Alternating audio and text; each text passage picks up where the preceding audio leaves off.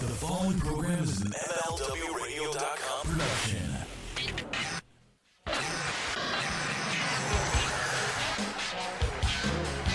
Hey wrestling fans, if you love What Happened When Mondays with Tony Schiavone or any other podcast you hear Conrad Thompson on, stop what you're doing right now and go check out ProWrestlingStories.com. That's ProWrestlingStories.com. This site is as close to a companion piece for our shows as you're going to see, with interviews with talent and informative stories ranging from the plane ride from hell to The Undertaker's irrational fear of a particular green fruit to real-life confrontation and ribs on the road. Pro Wrestling Stories has hundreds of stories that will have you learning, laughing out loud, and binge reading for hours. Don't just take our word for it. Sports Illustrated and Bleacher Report have given them high praise as well. Follow them over on Twitter at PWS_official and Facebook at Pro Wrestling Stories. But most importantly, go to the site, ProWrestlingStories.com. You'll thank us later. ProWrestlingStories.com.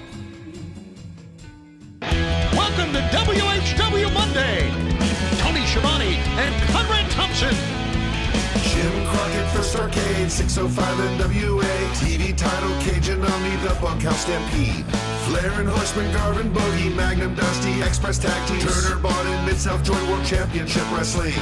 Talking about the great years of World Championship Wrestling, the NWA, and Jim Crockett Promotions. Tony and Friends North, they win. Look, Schiavone's back again. World title split off, center stage, Bischoff, Disney, Hogan, and Nitro, New World Order, and The Crow. Thunder, Russo, Arquette, Champ, Vinnie, Mac, simulcast. Tony's back with Conrad, not your classy podcast. Watch along, try not to laugh. Lois rules, cat back. This wasn't the initial plan. Thompson's a good-looking man. Klondike Bill, make a chair. Tommy, you come over here.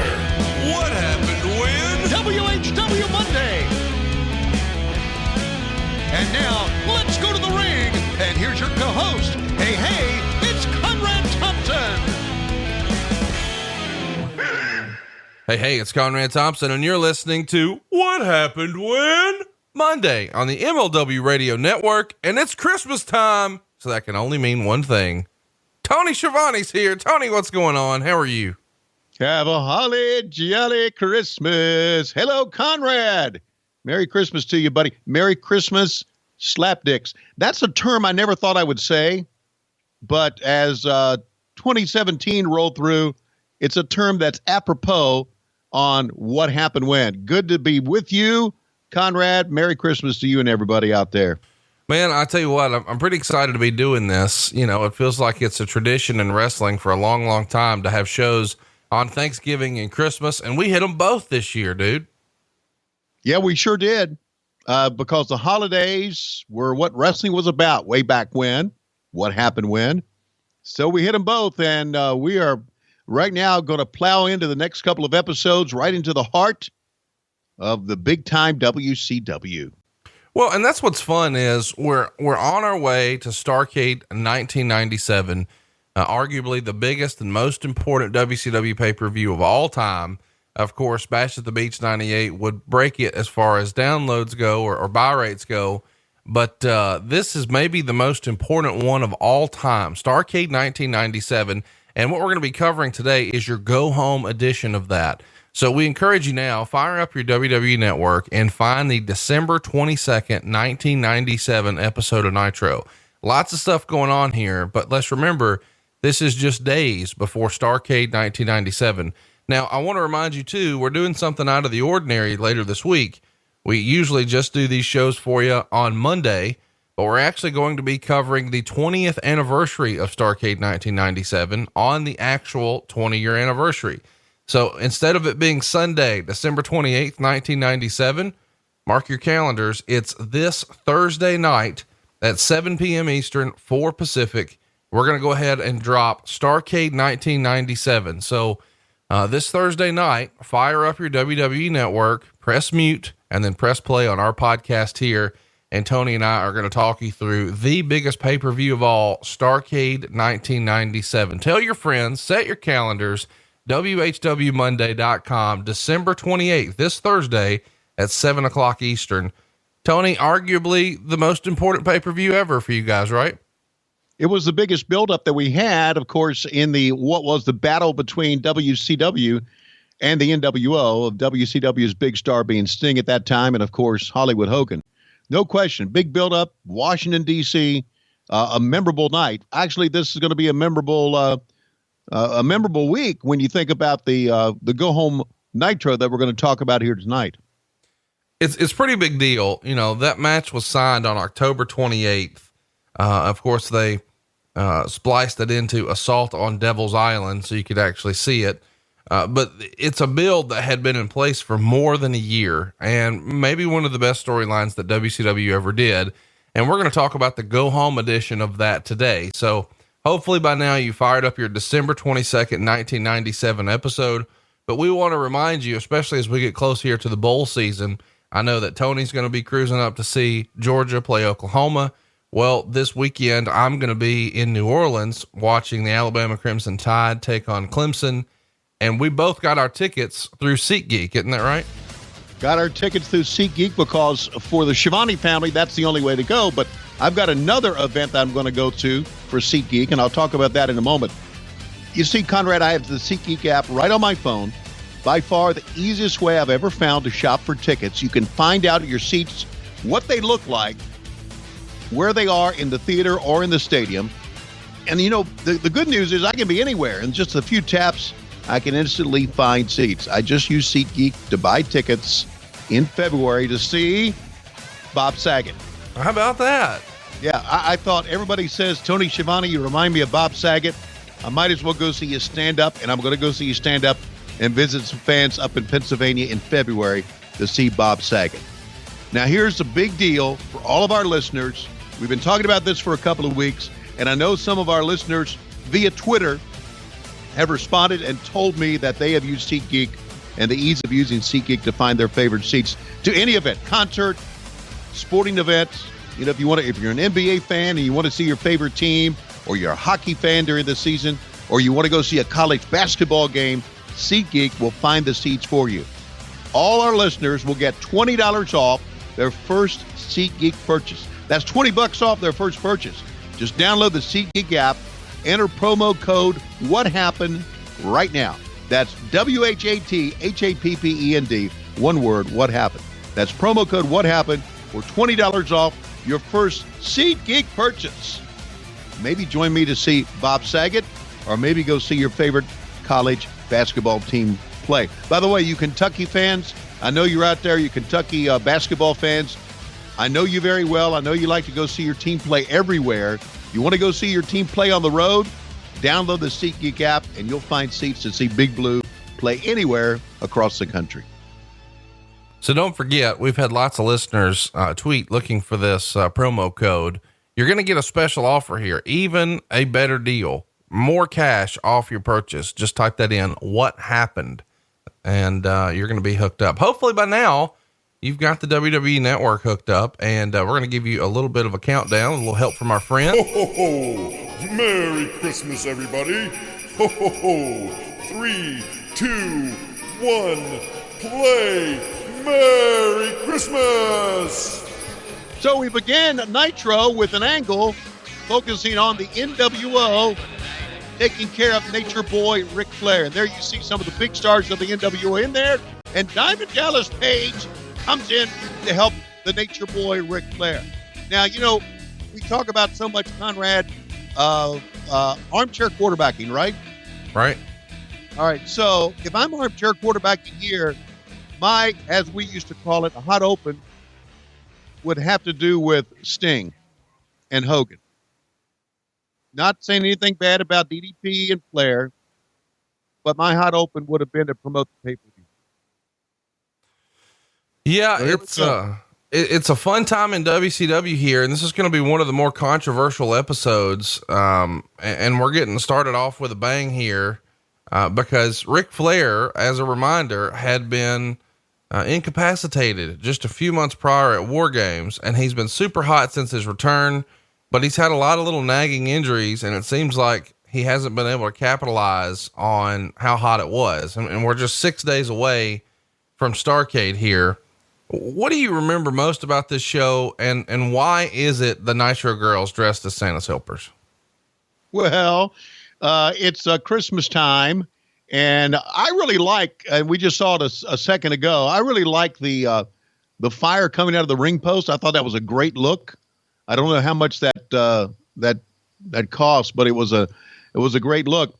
What I remember most about this show is that, well, basically, and we're going to see it a little bit later on, they removed the announce team, the NWO did, later on in the show, and we were in Macon, Georgia, and it enabled me to leave early. No, Tony Schiavone, Mike Tenay, and all of us did not go into the back and stand around the monitors and see what's going to happen. We left, and we did not even see the end of the show. So that's what I remember about it. There you see the Nitro Girls, Love Spice, and take a look at this set. This was a pretty spectacular set, don't you think? God, I'm fat. Now or then? Well, both. And I noticed that Larry Zbysko's chair is higher than mine. What the hell? What's going on with Larry Zbysko's shirt here? Oh, I don't know. What do you think about this, Golden Throat? Does this shirt look okay? Should I do another shirt? What do you think I should do? I think you should leave me alone, Larry, and just wear a shirt. Now, also, the fans are chanting Larry, Larry, Larry here. And as we probably know by now, a lot of the wrestlers were upset that Larry was so over and that he would stand up and take his headset off and acknowledge the fans. Larry doesn't do it here because of the heat that he was getting back from the backstage area. Oh my gosh. Are you serious? Oh yeah. Yeah. And look, Larry Zbysko and Eric Bischoff next to Hogan and Sting was our biggest match at the pay-per-view, right? He was wrestling to save Nitro, to keep Nitro a WCW event. So yeah, Larry didn't acknowledge it. I think Larry would have acknowledged the fans anyway, but I think somebody got to him. Could have been Bischoff, could have been Craig Leathers, and said, Larry, don't take your headset off and acknowledge the fans. So there you go. Do you want to do a voiceover here for us, Tony? This will be fun. Hello. I'd like to say hello to my friend, Larry Zbysko. Larry, my hair is not out of place. Not a hair on my head is out of place. A couple of more things. I just came from the Gold Club in Atlanta. Oh my God. And I enjoyed myself very much so. Now, you may say, what is the head of WCW doing at the Gold Club? I can go anywhere I want to go. That's right. Anywhere I want to go. You'll find out one day what this is all about. But I'm just going to tell you right now that me and a couple of my friends went to the Gold Club. As a matter of fact, this appearance at the Gold Club even had Tony Schiavone. And when Tony Schiavone, he said, what the fuck, man? I didn't have nothing to do with this shit. But we had a great time at the Gold Club. As a matter of fact, I one time had, no, I'm not going to go there. But just needless to say that if I win this match, which I will win this match, WCW Monday Nitro will be NWO. Unless, of course, we come to our senses and don't do it. There's talk that we're going to have Thunder become NWO. What a stupid fucking idea that would be. Whoa, stupid. So we've been full of stupid ideas. Over the next week or so, you'll see how stupid we are. Larry Zbysko, you'll find out that me with a Gold Club shirt on my back. Oh my God.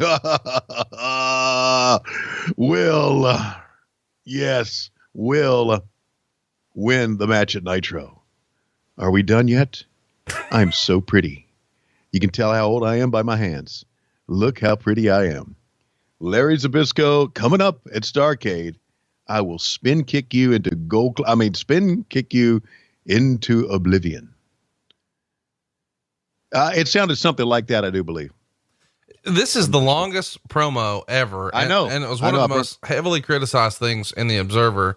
Meltzer said that, this was the first of 200 interviews. And he even says, even though Bischoff is a good performer in his role and has a major match coming up at the pay-per-view, the idea of him running out 4 different times on Nitro is bad on a lot of levels. With so many quality wrestlers not able to get any airtime, let alone interview time, It's a morale killer at best. The charges of an ego being out of control are going to naturally be everywhere. Yeah. The two things on this, Neil Pruitt shot this, our buddy Neil Pruitt, who was always good at shooting stuff like this. But it's not necessarily Eric's ego being out of control. It's people building this thing, sucking up to him, if that makes any sense to you. Yeah. So he was sold on the fact that you're our best heel. You need to go out there. So the booking committee, as you like to say, is really pushing him to do this because they feel like if he's happy with them, they're pretty safe. How would you describe what Fit Finley's wearing here? He's a half a Road Warrior here, I think, or he's probably a half a Jalen Hurts. Thought I'd throw that in there. Roll Tide. And had a slick back look. And, he legitimately is a badass. You know that, don't you? Oh, yeah, absolutely. Yeah. I always thought that working with Fit Finley, you always put your career at stake, but he was a good worker. Speaking of great workers, holy smokes. And how cool was Eddie walking to the ring, carrying the belt this way? I mean, he could not have been a cooler heel, could he not? Eddie could do no wrong. Could absolutely. Who would put a wreath around their neck during Christmas? Someone from Macon. Yeah, exactly. And another thing, Macon, Georgia, heading to Nitro. I love the people in Macon, and I guess it looked good, and we had a great response, but I don't know. I'm glad you bring that up because it is interesting that this is the go-home episode of the biggest pay-per-view in WCW history, and they're doing it from Macon, Georgia. It feels like if you're making this schedule, you try to pick Charlotte, which was the week before, as maybe the go-home, or you pick Jacksonville, which was another stronghold for you. I don't know. Just Macon feels out of place. Why not Atlanta? Why not? I mean, do one of your staple towns, not Macon. Yeah, I agree. I thought Macon was a bad move here, but the flip side is the fans were into it, as you can see. There you see, bring back Missy Hyatt. And Eddie immediately goes to the leg of Fit Finley. Now, as you may know, Fit Finley suffered a severe injury later on to his leg that pretty much slowed down his wrestling career. This has nothing to do with it, but buddy, right now, and this is what I loved about Eddie Guerrero. Talk about all the great moves he could do like that over the top. What I loved about Eddie Guerrero, fans, and I think you would agree, he always told a great story in his matches. He's telling a great story here. Fit Finley, who is a bruiser and a guy that he probably in a slugfest could not compete with, what does he do? He goes to the leg. He begs off, goes to the leg, and keeps the big man down. Oh! And now his arrogance gets the best of him, and Fit Finley mounts a comeback. Loved it. Love story. I love telling stories within matches, and Eddie could do it with the best of it. And as you can see, everything Fit Finley did was great, but how about the bump Eddie took on that right hand? Whoa! Great performers. Did you have a singlet like this in with a 4-leaf clover on it in your, or 3-leaf clover on it in your repertoire there, Conrad, in your closet? Yes, I wear this under my suit to work every day. They're not all the clovers though. I mean, sometimes I'll switch it up and low key big hog or something like that on it, or right. Whoa, something like that. I wonder if Fit Finley, who I guess he still works for the WWE, is that correct? He does, and he's done very well for himself there. Yeah, he's a good guy. He really is a great guy. I just wonder if he still has that singlet. We could get it from him. What would you want to do with that singlet? Why do you need that? Well, I may wear it going to bed one night, Oh, when you're going one-on-one with the great one? Oh, you mean Lois? Well, who else would I be talking about? Well, I don't know. Some people think that I've got a great one. And back into the corner goes Eddie, and here goes Fit Finley. Look, I just slugging it out. We haven't in a, and I'm sure in a future edition, we'll go back and relive the moments of Uncensored with Fit Finley and Steve Regal, which to me is my most memorable match that I've ever called in WCW during this era. But Eddie can just could hang with the rest of them. Again, telling a great story. His arrogance got the best of him. How great is Eddie Guerrero? I mean, it's amazing to me when you look at the talent in this company that this is your opening match. You know, anywhere in the world, Eddie Guerrero is a main eventer. And I mean, he would go on to be world champion just a handful of years after this. And here he is with Fit Finlay, who knows what he's doing so well that he helps teach half the roster, you know, with the company now, how to have these type of matches. And this is your opening match. There's so much talent in this era of WCW. Would you consider Eddie top 5 worker of all time? You know, I have this debate all the time because my friend, I would say our friend, but at least my friend, Bruce Pritchard, considers Eddie Guerrero the Hispanic Shawn Michaels and considers him to be an all-time top 5 guy. Bruce Pritchard's not my friend? Well, I just know that you sort of, you know, shit on him here on the show from time to time. Really? Yeah. I never remember doing that. As a matter of fact, You don't remember, I remember shit though, in fairness, you know what I mean? Yeah. I remember I was at the Dirty Dozen at Kowloon's and Bruce hugged me.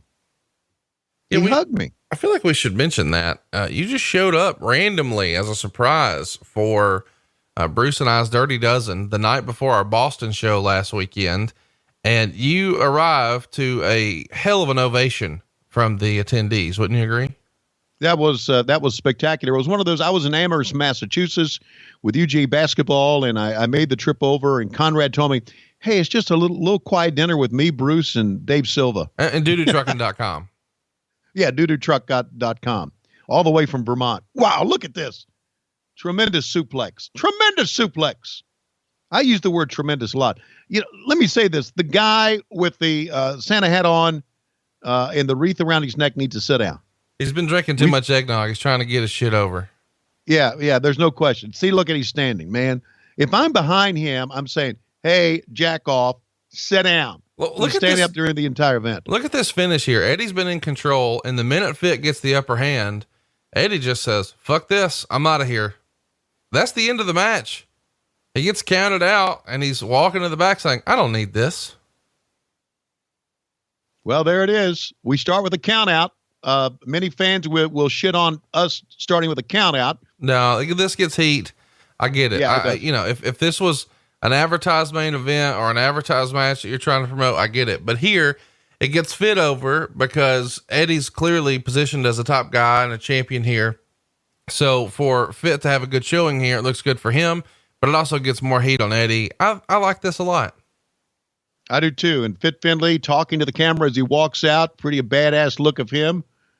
And, again, Eddie bumping, good story being told. I mentioned that and the story is told on the way out. Let's take a break on WCW Monday Nitro. But a week ago, the Sackmaster, Kevin Green and Mongo. Woo-hoo. It's actually not a week ago. You're showing this from earlier in the year when they had a match on pay-per-view, but Kevin Green had just had a big night on Monday Night Football, and it was covered everywhere on ESPN. And you guys wanted to remind everyone, by the way, he was here too.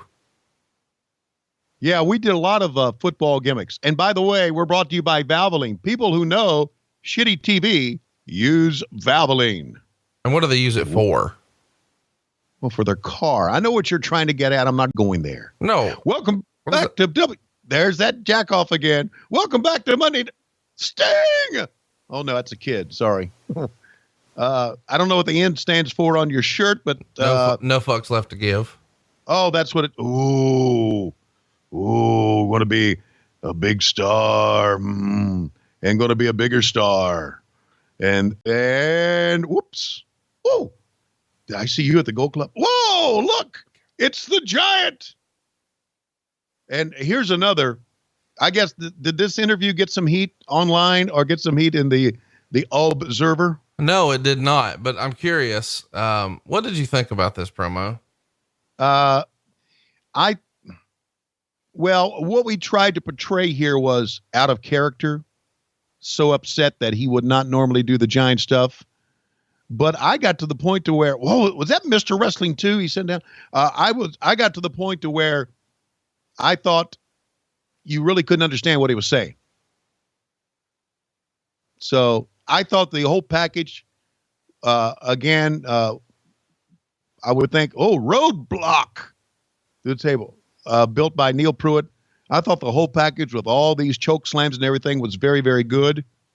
But I think the fact that he was kind of whispering, and of course you don't have to scream, do a Road Warrior promo every time, but I thought the whispering kind of was disconcerting to me. It's funny. What did you think of it, Conrad? Well, first of all, I like this wide shot because you see this zip line here the entire fucking show.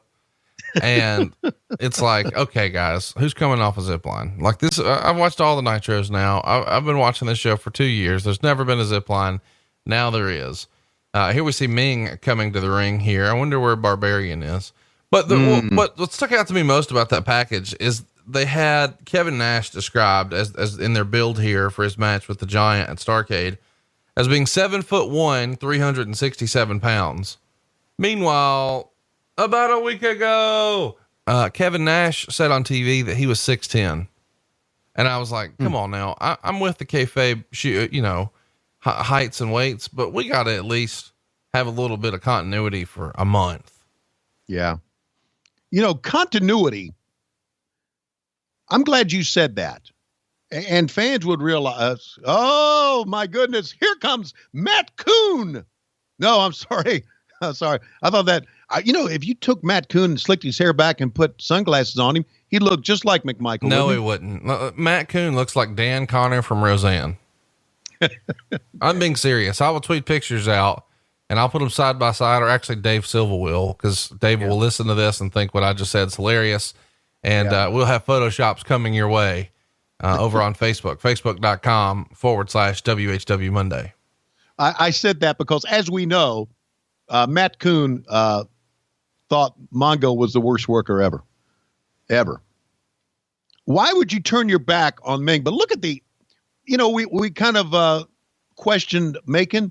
Great response for the fans that night, though. Well, and here's the thing. Mongo's over. And I know that's going to piss off the internet, but he got a reaction here. I guess Macon likes cocaine. I don't know. Maybe. I'm not going to go there, but now he's going to go up against Ming. You're going to bag on Eric Bischoff and Gold Club, which I was never going to do. And now you're bringing that up 19 times in the show. Mm-hmm. And instead, whenever I say cocaine and Mongo, you're like, oh, too far. Okay. All right. Look, can I walk away from this match here as Sarah Silverman is the referee? Can I walk away from this match and say something here? Yeah, nobody gives a shit about a Steve Mongo McMichael match. Okay, all right. I'd like to say that you and I give everybody that we know shit, don't we? Everybody, each other. All right. The other last podcast, okay? Remember we talked about our buddy of MLW Radio and MLW Major League Wrestling, Court Bauer, and I said he was a bullshitter. Remember that? Yes. Okay. He sent me a text. I got a call too. He said, "Am I a bullshitter?" I said, "No, but you're full of shit." He said, "Why?" I said, "Because we give everybody shit on this show. You're just another one." He said, "I just want to make sure there was no heat between." Stop it, Court. Stop it. We love you. Okay. You're one of our buddies. How is everybody in wrestling?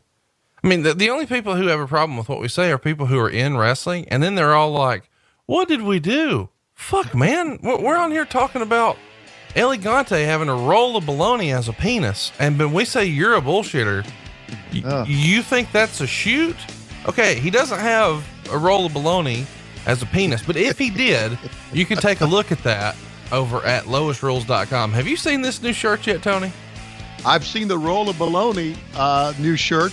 And isn't there a Steinerized shirt? There is indeed a Steinerized. We've told the story before about how the Steiners had a certain affinity for Sharpie markers. Well, there's a handful of Sharpies being held together by rubber bands, and you know what that means. Someone is going to get Steinerized. So in the Sharpie style font, it says Steinerized right at the top. But maybe my new favorite shirt, and it's available in like a dozen different colors. Forearm. All of these shirts available right now at loisrules.com.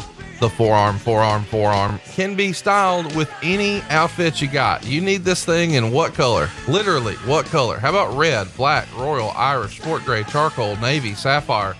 I don't even know what that one is. Dark heather, chocolate, purple, cardinal, military. You got it. Go hook it up. It's loisrules.com right now. And when you pick up an order here, you're going to get a call from Tony Schiavone, right, Tony? Sure are. And I would like to say to all of our fans in Australia, Great Britain, Denmark, Germany, where else? Belgium, that have bought shirts from us. You mean a lot to me. And I've neglected this, but I just finally got international calling, and I'm starting to call everybody overseas as well. We sold during Black Friday, we sold almost 200 shirts in one day. And so it's taken a while to get through those. So I'm about 3 weeks behind. Watch out, Jimmy Hart. About 3 weeks behind, but I sure do enjoy talking to everybody. Love talking to people. We'll stay on the phone as long as you want. A lot of guys don't want to stay long, but we'll give you a call eventually. Thank you very much for being a part of LoisRules.com. Hey, can you get that shirt forearm in baby shit yellow? You know, I'm not sure, but we could probably ask our friends over at Pro Wrestling Tees about it. Check out all the different colors and all the different shirts. Maybe my new favorite is hashtag NFLTG. No fucks left to give. Pick up that right now at loisrules.com. And just so we make sure that we don't get a text, MLW 0 Hour is coming up on Thursday, January 11th. Tony Schiavone is going to be there at the Gilt Nightclub in Orlando. You can catch some of the MLW shows from the past at MLW.tv right now for free and on YouTube. But if you'd like to join in on all the action and what Tony called some crazy shit, see MLW 0 Hour on Thursday, January 11th at 7:00. Pick up your tickets right now at MLW.com. Great finish here to this match with Ming taking the wooden chair over the head, then the metal chair, and Mongo putting him in the pile driver. Fans really reacted to it. You mentioned he's over. They really react to it. I never did like the wooden chair gimmick because there were no wooden chairs anywhere until they picked up one to hit Ming with it. Earlier, we talked about Kevin Green, and now NFL great Reggie White coming out against Mongo. We just saw Mongo win, and I guess we've seen twice where Mongo's got his ass kicked by other football players. Yeah, I don't know what this really does to help get over your actual performer. You know, you're seeing two NFL guys beat the shit out of him, which I agree is cool for a pay-per-view, but it's sort of like, hey, remember when these guys beat him? It's like what Lawler did in Memphis, except in reverse. Yeah, I know. We always wanted the rub, Conrad. Always wanted that rub. Speaking of rubs. Yeah, baby.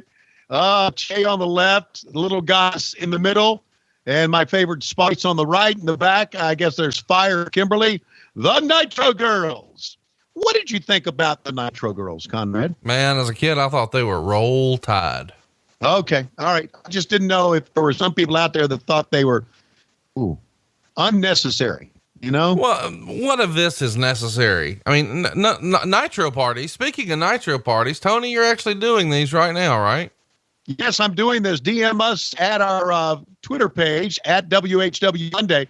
Went out to Bridgeport, Connecticut to spend some time with my good buddy Nick Mahmood, and we had a great time at his Nitro party. You can have me come to your house. We can watch old Nitros, sit down and laugh at the current WWE product.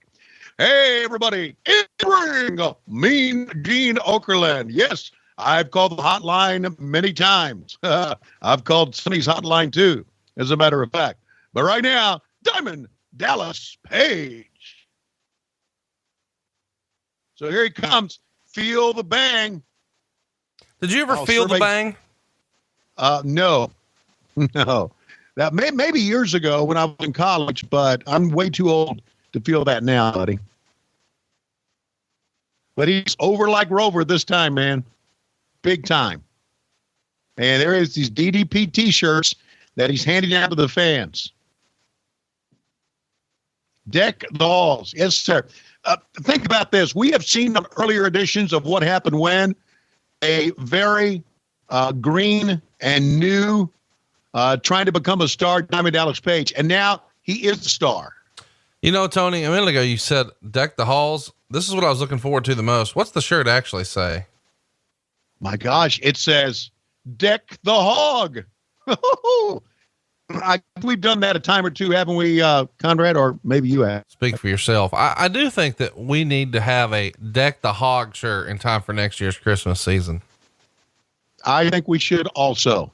Good plan. All right, Diamond Dallas Page, is it true that none of the Nitro girls like your wife, Kimberly? Now, Gene, let me say this. I'm not going to talk about that. I'm going to talk about the Nature Boy, Ric Flair. Anytime you need help, Nature Boy, with the exception of drinking, I can help you out. Because as we know, I don't do that shit. But I also would like to say Merry Christmas to my good friends, Conrad Thompson and Tony Schiavone. Obviously, two guys who need DDP yoga. Do they ever? For Christmas, I propose you guys come to my performance center in Smyrna, Georgia, and work out with me for 1 day. 1 day. I guarantee you two fat asses won't make it through an hour. Well, I also like to say that the girls may not like Kimberly, but back during this era, I think most every other guy did. Wouldn't you agree, Conrad? I don't know what to say here. Okay. She was very much Roll Tide. Okay, now, chat me up here, Conrad, if I can use that term. What angle was he in here? You know, it's kind of a fun deal here because he sort of started the year with a bang, pardon the pun, diamond cutting his way through the NWO. And that really set his 1997 up. He had the feud of the year here with Macho Man Randy Savage. But then as we cruise into Starrcade, it feels like it's cooled off a little bit, but he's going to be taking on Kurt Hennig for the United States Championship. And he's filling in for the injured Ric Flair here. So he's almost like a last minute replacement for Flair, which, as we've covered here in 97, is definitely what they were building towards. They had a match at Halloween Havoc. They had another match at World War III. This was supposed to be, you know, the blow off match here at Starrcade with Flair and Kurt, but that doesn't happen. So they call an audible and put DDP in the match. He's certainly worthy. I mean, he's had a banner year, but it feels like they would have had a hotter issue for him for Starrcade. Don't you think? Yeah, I agree. And now here's a little promo for what used to be the mothership, WCW Saturday Night. And now, as you can tell, these graphics are not selling shit. But you can tune in WCW Saturday Night this Saturday, 6:05 on TBS, a show that we have long forgotten, a show that was given to Anderson, Jimmy Hart, and Tony Schiavone to take care of and produce because no one else gave a shit about. And that, my friends, is a shoot. Something else I'd like to say, Conrad, and this is, I had a problem with this as we were going along here. All right. We are about 30 minutes into the show? That's right. Look, there he goes. 7'1", 367. Yeah. He just said he was 6'10" on TV. Yeah, I know. Again, continuity, motherfucking continuity. Here's the problem I have. There's a 450 signature move, the choke slam, and surviving falling off buildings, by the way. That's another one of the signature moves. Also, here's the problem I had. What is the match that is selling Starrcade? I mean, it's got to be Sting and Hulk Hogan, but yet here we are 30 minutes in, and it's not even fucking mentioned. Exactly. No promo about it. No video about it. We barely talked about it because I went back and listened to the show, and we barely said anything about it at all. So, you know, it's one of those things that I like to use the term, which is one of my favorite terms, what the fuck? Because the term what the fuck can be used about anything, you know? Like, what the fuck are these guys coming out here? Although La Parka was pretty cool, don't you think? I love La Parka, and I'm glad that you're finally coming on board because he was the chairman of the board. He was the most interesting of all the luchadors to me. Right. La Parka looked like a Skeletor that was fat. And oh my God, Hector Garza coming out. And one of our favorites, you know, I really think if Ray would have taken that mask off, we would have seen that he was just as handsome as Hector Garza. It's sort of interesting too, that we see this trio, because Juventud and Ray have been top WCW luchadors for a while, getting a lot of notoriety, having great matches. But Hector Garza here started the year with the World Wrestling Federation, working the 1997 Royal Rumble. And he was supposed to be like their top luchador, maybe to compete with WCW. Of course, by the end of the year, we see they're all here.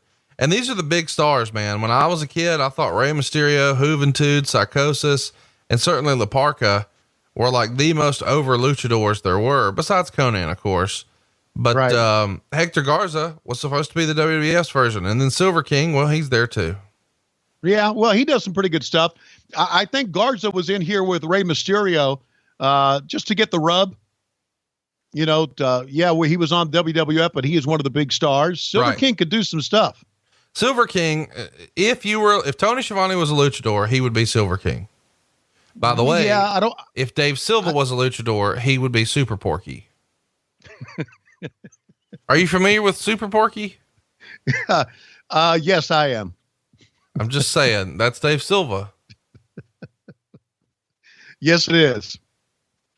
By the way, Dave Silva, if you're listening, Feliz Navidad. And whoa. Oh, how about Juventud, man? You know, Tony Schiavone in 2017 appreciates this stuff. And he talks about himself in third person. Tony Schiavone in 1997 didn't give two fucks about this stuff. Thank God Mike Tenay was there at that time. Why didn't you care? You were just super old school, you know, hard ass American. And well, not hard ass American. I'm not like that. I am, but I'm not, if that makes any sense. But I just, again, super old school, tell the story, sell. Okay. And, now Juventud's going to sell here, but as luchadors will do, he'll sell for about 15 seconds. Who's that coming to the crowd? Oh my goodness. Oh my God. It's Van Hammer. Whew. I was excited at one time, but not so much now. Again, we are getting ready to see the 37th repackaging of Van Hammer making his way to the ring. Meanwhile, let's not take away from the shit the luchadors can do. Wow. See that? Unbelievable. Yeah, it is unbelievable, but it's a choreographed spot that they fucked up. And I just didn't go for that. I'm sorry, I didn't. So, but now, you know, again, you're 20 some years later. Oh, shoulder. And here comes our man, La Parca. You just got to love this guy. As Mike Tenay would say, certainly the largest of all the luchadors. And here's the smallest of all the luchadors. On top, oh, fans respond. Look at that. Even the guy wearing an American flag loves it. And he's not even from Mexico over there. Now, there's another choreographed spot that I didn't appreciate. A spot to do a spot. La Parca doing his dance with Rey Mysterio. Oh, he kicked the wrong man, Conrad. He kicked the wrong man. I think it's the wrong man. By this time, we have no idea who's on what team or who's legal and who's in the ring. Wow. So what do they do? Just a pretty good spot to get your attention away from what is really a match. So Dave Silva is Super Porky, huh? Yeah, who would Bruce Pritchard be if he was a luchador? Yeah, he would be a super shit heel. Oh, over the top goes. And see now, look, all these missed spots. It's kind of like that thing I saw from Ring of Honor recently online. Do you see that where all these guys doing these drop kicks and missing? Well, yeah, let's just kill the audience. Go ahead. Tell them what you thought. Let's run all these fuckers off. Tell them what you thought. Okay, whoa! Now I like that.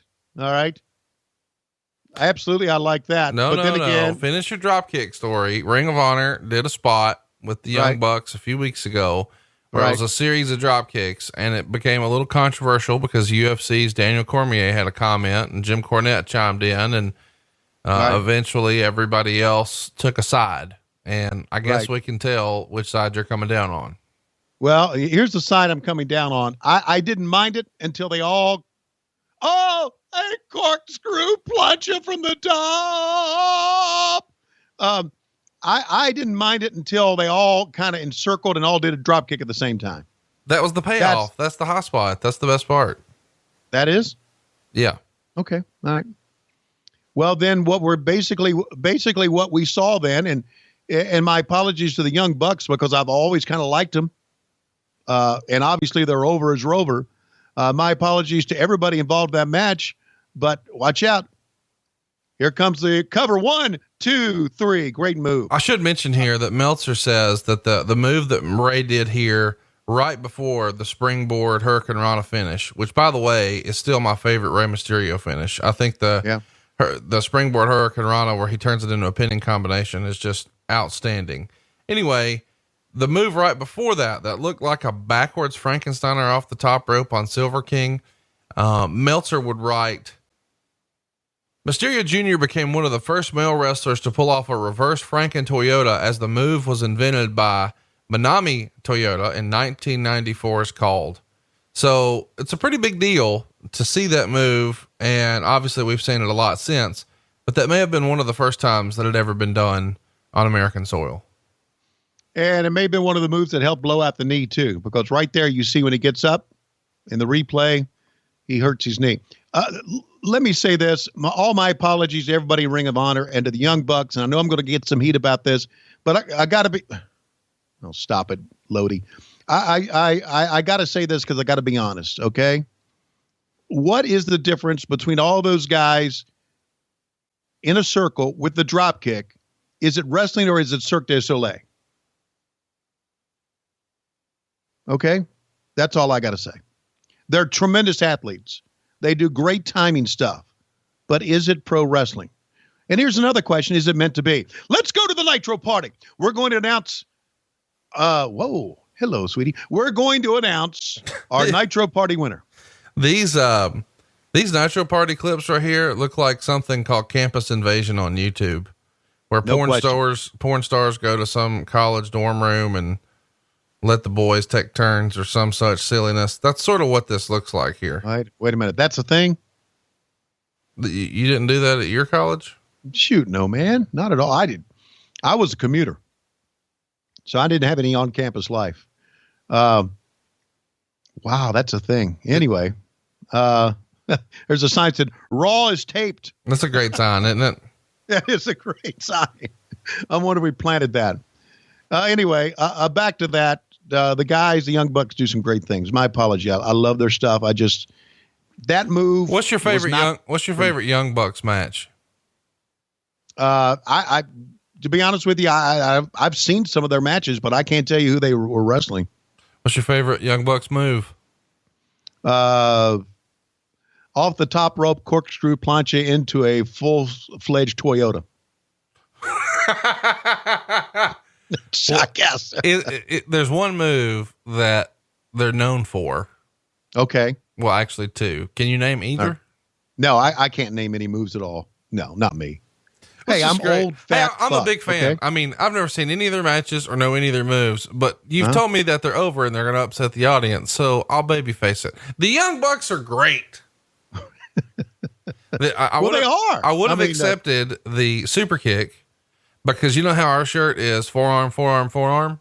Right. Well, they'll throw 700 super kicks in a match. Okay. Super kick, super kick, super kick, super kick. At Final Battle last year, they just wore it out. It was way over the top and it pissed Bruce Pritchard off, but I loved it. And their finishing move, are you ready for this? Do you want to know what it's called? What? The Meltzer driver.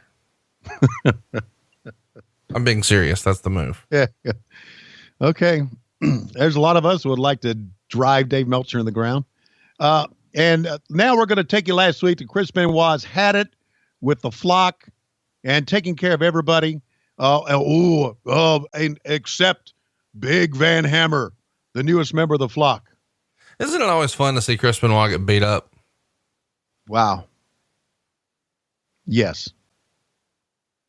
You know, it's weird. It's weird because my view on this match has changed a lot in the last 20 years. Like once upon a time, I wanted Benoit to just destroy Van Hammer. And now I'm watching it. I'm like, man, I know it's probably not going to happen, but how awesome would it be if Van Hammer just beat the shit out of him?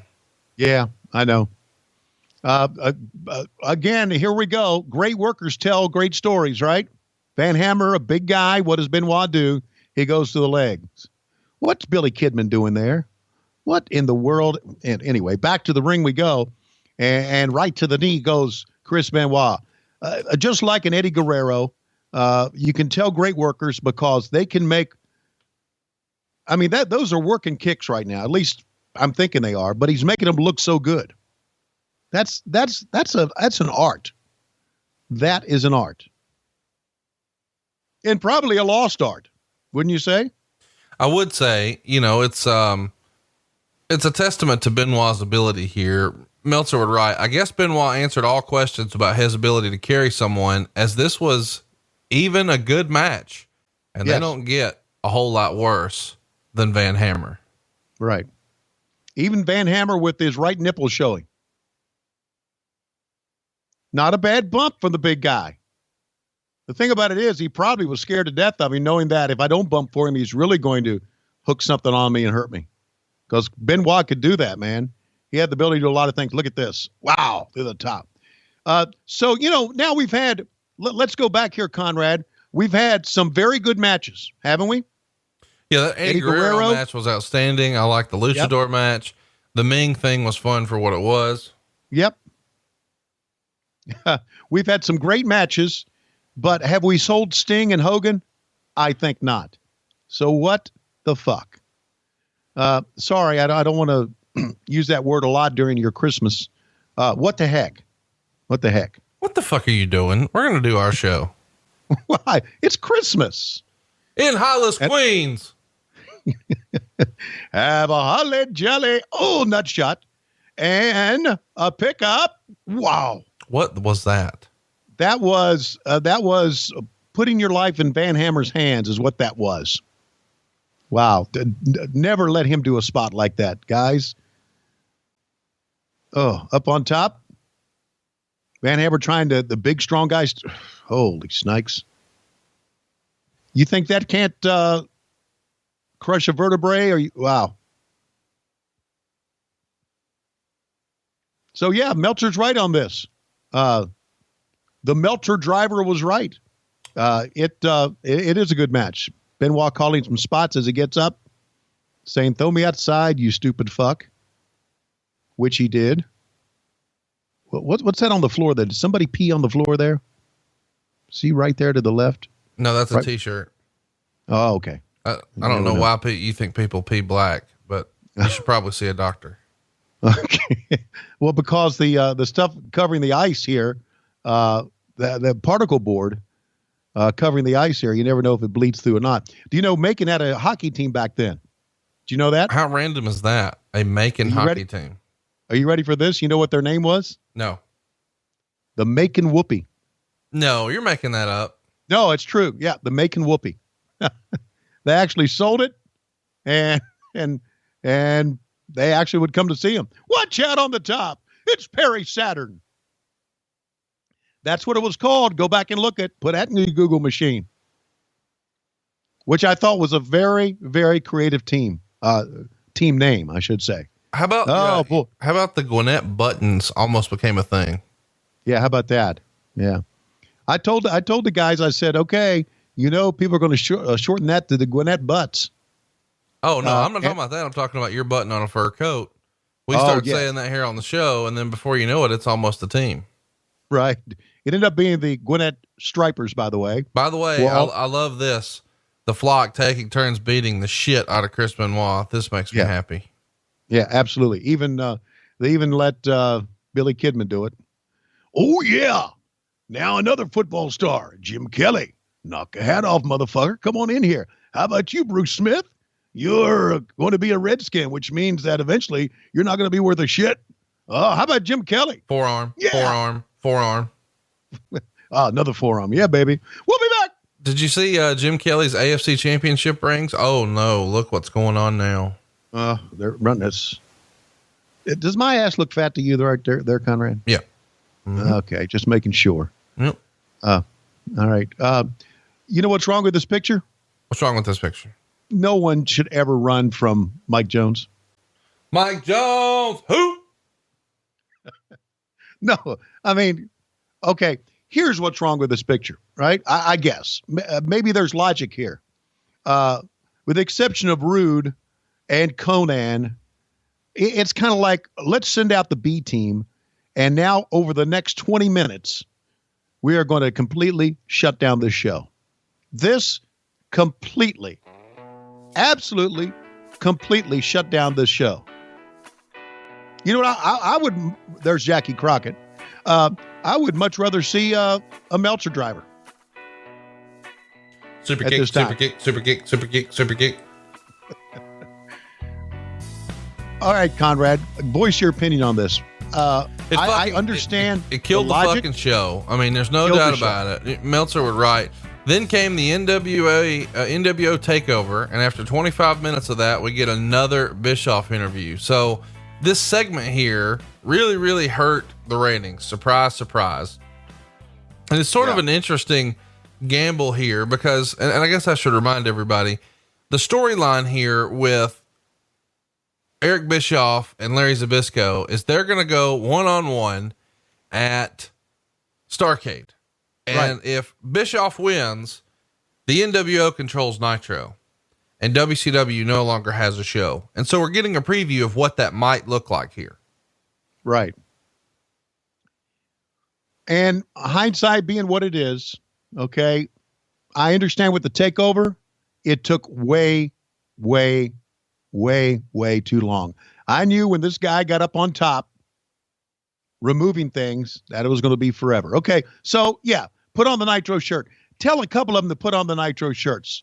And we'll be back, and we come back there at the set. Maybe they've got the Nitro logo at the set, and that's it. Well, but to me, you could have shown that Eric Bischoff pre-recorded promo right now. You could have showed that Giant package right now. You could have showed the Kevin Nash package right now. You could have given a rundown of what was at stake with Sting and Hulk Hogan. But they didn't do that. Instead, they filmed the whole transition, and there's no commentary for any of this. Now, of course, you guys are watching this with us talking over it, but live, you can't hear shit. You just hear people shouting at one another. Meltzer would write, it would seem silly to put together all the graphics, logos, banners, etc., saying NWO Monday Nitro for just one television show. Although since at the time it was a swerve, it in theory was a brilliant idea, except it wasn't. Although Nitro defeated Raw in 12/22, it was the closest margin over the head-to-head period of the entire 1997 calendar year.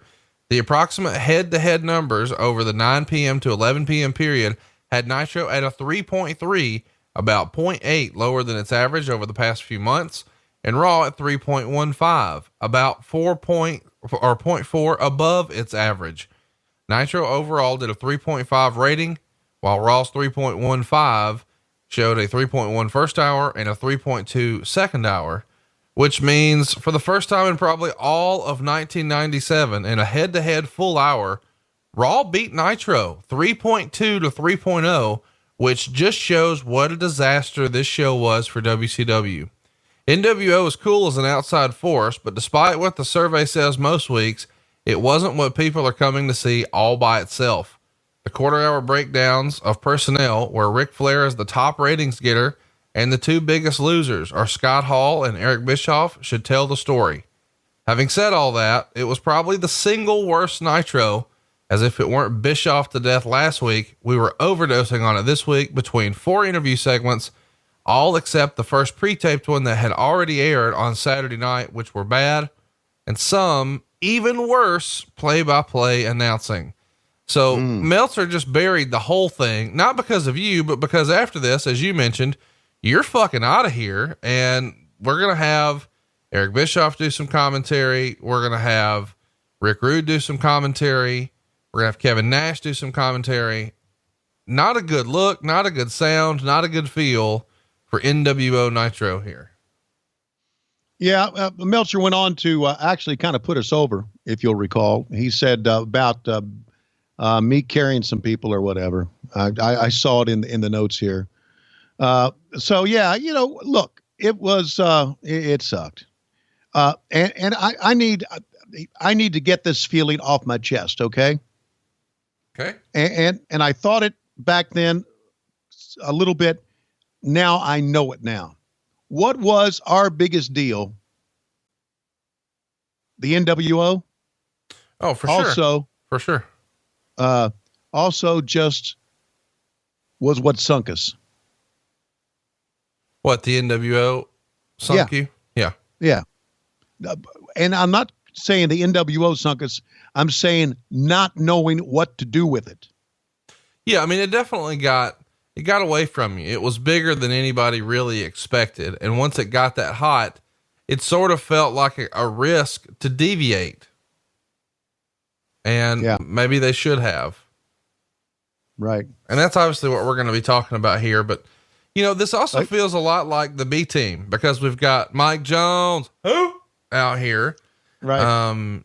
And we've got Scott Norton and Buff Bagwell, but where's Scott Hall? Where's Kevin Nash? Where's Hulk Hogan? Where's Eric Bischoff? Right. Exactly. So it feels like it's the B team sort of working construction, which actually might be what Mike Jones is doing these days. You can ring him up at 281-330-8004. Right. Hit him up on as a matter of fact, if he's doing a construction site, he's probably got a table out front, selling autographs. And he probably does. And as we know, maybe we haven't talked about this before. What's your favorite thing over at the Olive Garden these days? The breadsticks. Oh, see, not our boy Mike. Mike actually likes that meat sauce. All right. Let me read this part to you. I don't know if you're there yet or not. This is from our buddy Dave Meltzer. I appreciate this. Bischoff's new character is such that he's always been a turnoff in lengthy segments. When he went into the heel role, he gave it up for a long time until people have forgotten the role, any chance of being effective as the lead broadcaster. Bobby Heenan has been largely worthless for a long time. It's just that Tony Schiavone, and to a lesser extent Mike today, have done a great job of carrying him to where some haven't noticed. But in the second hour without Schiavone, it was all too clear. So I appreciate that. I never thought I carried him. I just thought I was doing my job. I never looked at that as, well, he sounds like shit, I better carry him. I never looked at it that way. I always looked at it like, and I'm sincere about this, kind of looked at us like a team, right? And we either sink or swim as a team. Not anybody's going to shine anymore, although it was important for my chair to be higher. I love you for that. Meltzer did report here that if there was a chance that the NWO was going to take over Nitro, it almost surely ended on Tuesday afternoon when the ratings came in. And now the prospects for the Thursday NWO show also have to be questioned. And I find that interesting because I think a lot of people forget that we're just right around the corner from the debut of Thunder, which I don't believe on TV you guys have even announced yet, right? No, we haven't announced. And you know, there was nobody in production, in the front office, to a man, to a woman that wanted Thunder. Right. I've told the story before. Eric had the big meeting and says, we're not doing it unless I hear from Ted Turner. If he wants it done, we're going to do it. So apparently Turner wanted it done. Or, well, one of the go-betweens between Turner and Eric lied and said Ted wants it. So I should mention, as we're talking about Thunder, or sort of teasing Thunder, we're going to cover the very first Thunder ever on January 8th of 2018. That'll be the 20-year anniversary of the debut Thunder. It's not on the network, but we'll have you a link to watch along before WWE snatches it down and promptly puts it on the network because they like when we talk about their stuff, Tony. Yeah, we do. Oh, hold on. Pyro. We're still, if you're watching with us, God bless you. We're still doing nothing. How long has it been? Nothing. They legitimately go 25 minutes here and they don't do a doggone thing. And right. They feel empowered to do this because business is so hot. You know, we just talked about this being the only time that WWE even wins an hour all year. Let's carry you through some incremental changes in the business. Of course, they got hot in the summer of 96, but even from late 96 to late 97, business is up. Average attendance is up 18.3%. They go from 4,037 fans on average to 4,777 fans. The estimated gate average is through the roof. It's up 63%. They were doing $50,995 in November of 96. Here in November of 97, $83,411. The percentage of house shows that are sold out, they were only selling out about 20% of their shows in November of 96. They're selling out 62.5% in November of 97. The average television rating, though, had started to dip just a little bit. They went from a 2.2 to a 2.1, which just goes to show you television ratings aren't everything. But World War III, again, huge difference from one year to the next. Your gate in 96 is 118,000. Your gate in 97 is 407,000. The buy rate is still roughly the same, but it costs a little more. So your buy rate, or your pay-per-view in November of 96 results at a $1.37 million gross. They get 1.84 on pay-per-view in November. So a huge swing for WCW from 96 to 97. And it doesn't like it's slowing down anytime soon. We're going to head, I love this nitro effect here with the fire. What do you, it looks good. What do you think the total investment though, for all of these graphics, that big pyro piece? Look at that fucking guy. He listens to the show. What do you think the total investment here would have been for all these nitro treatments? 6 figures. Oh, for sure. And this package here, again, you guys do this package as a one-off. Like this entire video is shot to air one time. All of this is put together as a one-off. I mean, the spending here is out of control. Yeah, it is.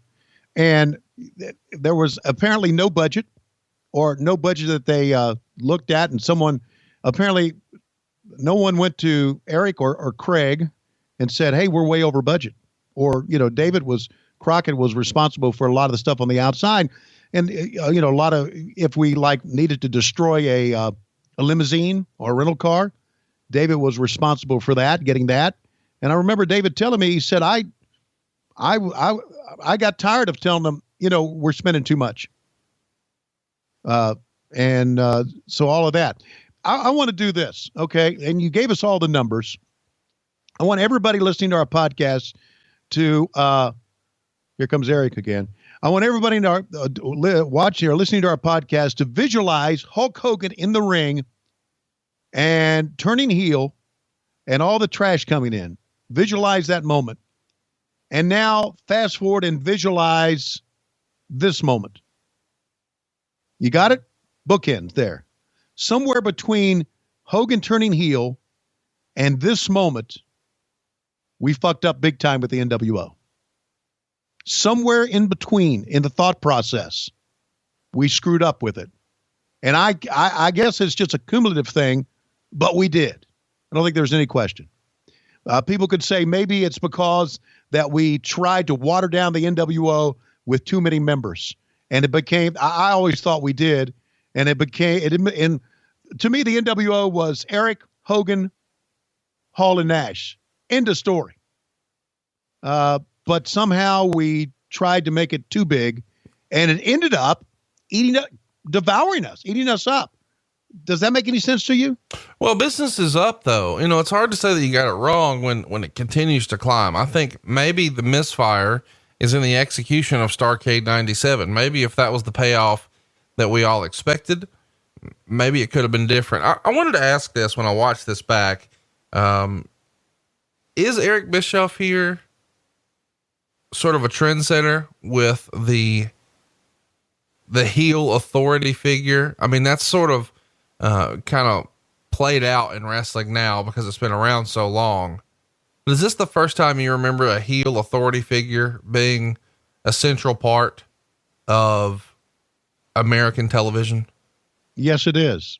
And I think it says a lot about Eric Bischoff and a lot about what he did for the business. We make fun of Eric at times. We make fun of everybody at times, guys. Please understand that. Court Bauer. We make Rich Bocchini. We make everybody fun of everybody. JJ Dillon. Yeah. Wake up, Conrad. But there is no denying what Eric Bischoff has meant to the business and what he did. And, you know, the things he said about Vince on TV, you know, during our heyday, and the attacks he made to the WWE, you think, my God, what's he doing? But then Vince was smart enough to realize how good he was and used him later on when the companies came together, so to speak. And now we're going to be able to sell Hogan and Sting for the first time. Okay, so we're an hour into the show. And there is no question what's driving Starrcade 97, Hogan Sting. And now we're an hour to the show. We're finally getting to it. And I understand what's going on. An hour into the show, we want to get our stars out right at the beginning of Raw, correct? Right. All right. And I understand that. But still, up until then, there are listeners, there are viewers, and we need to still, I mean, I would have Schiavone it and ignored the match and talked about something else. We should like mention Hogan and Sting. That tickets are hot for Starrcade. It's not quite sold out here, but they've sold 15,640 tickets by this point for a gate of over $522,000 at the MCI Center in Washington, D.C.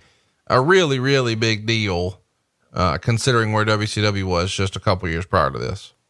You're also taking a look, fans, if I can say, and this is my opinion, there may be something to back it up in the archives or in some sort of dirt sheet. But you're taking a look, fans, at what enabled Turner Broadcasting to buy the Atlanta Thrashers, the cash they got from us. $500,000 gate? $500,000 gate for Starrcade? Holy shit. Shouldn't that told us that we're doing something right? Let's not fuck it up. Wow. All right. I'm going to stop on the F-bombs now. It's Christmas. No. Fuck that. Tell us what Eric Bischoff's saying here. Okay. Well, what is he saying? All right. I just like to say that I brought Hulk Hogan over here in Hollywood. I know a lot of people say that you being in control of your gimmick has hurt us. But let me say this. We have a $500,000 gate at Starrcade. Before I got here, we wouldn't have a $500,000 gate in 5 Starrcades. But here we are on the threshold. I just like to ask you, Hulk, what are these other people doing in the ring with us? Says nothing to you, Kurt Hennig. Says nothing to you, Scott Norton. But come on. You are Hollywood Hulk Hogan, one of the greatest heel turns ever. And I'd like to say thank you to everyone. And beginning at Starrcade 97, business will go down. Yes. Whoa, get off your knees, Eric. Whew. I wasn't sure what was going on there. I know he likes Hogan and he appreciates him, but my God. Oh, my God. It's Mike Jones. Who? Somebody take Mike Jones and throw him out of the ring, please. Gee whiz. By the way, I'm going to be on an episode of Keeping It 100 pretty soon with our buddy Conan. And maybe we'll talk a little bit about that. Macho Man, he belongs there, maybe. Rick Rude. Isn't it weird to look in this ring and see all the guys who've passed away? You know, Kurt's no longer with us. Macho Man's no longer with us. Rick Rude's no longer with us. Yeah. WCW's no longer with us. Hulk Hogan's feminine glasses here, no longer with us. Yeah. Right. So down from the ceiling, come flyers. Okay. And they're just white flyers with black imprint for the NWO. And it gives an opportunity for Eric Bischoff to sing, "I'm Dreaming of a White Christmas." Didn't you always want a wrestling personality to sing Christmas songs? Yeah. I thought this would be great for numbers.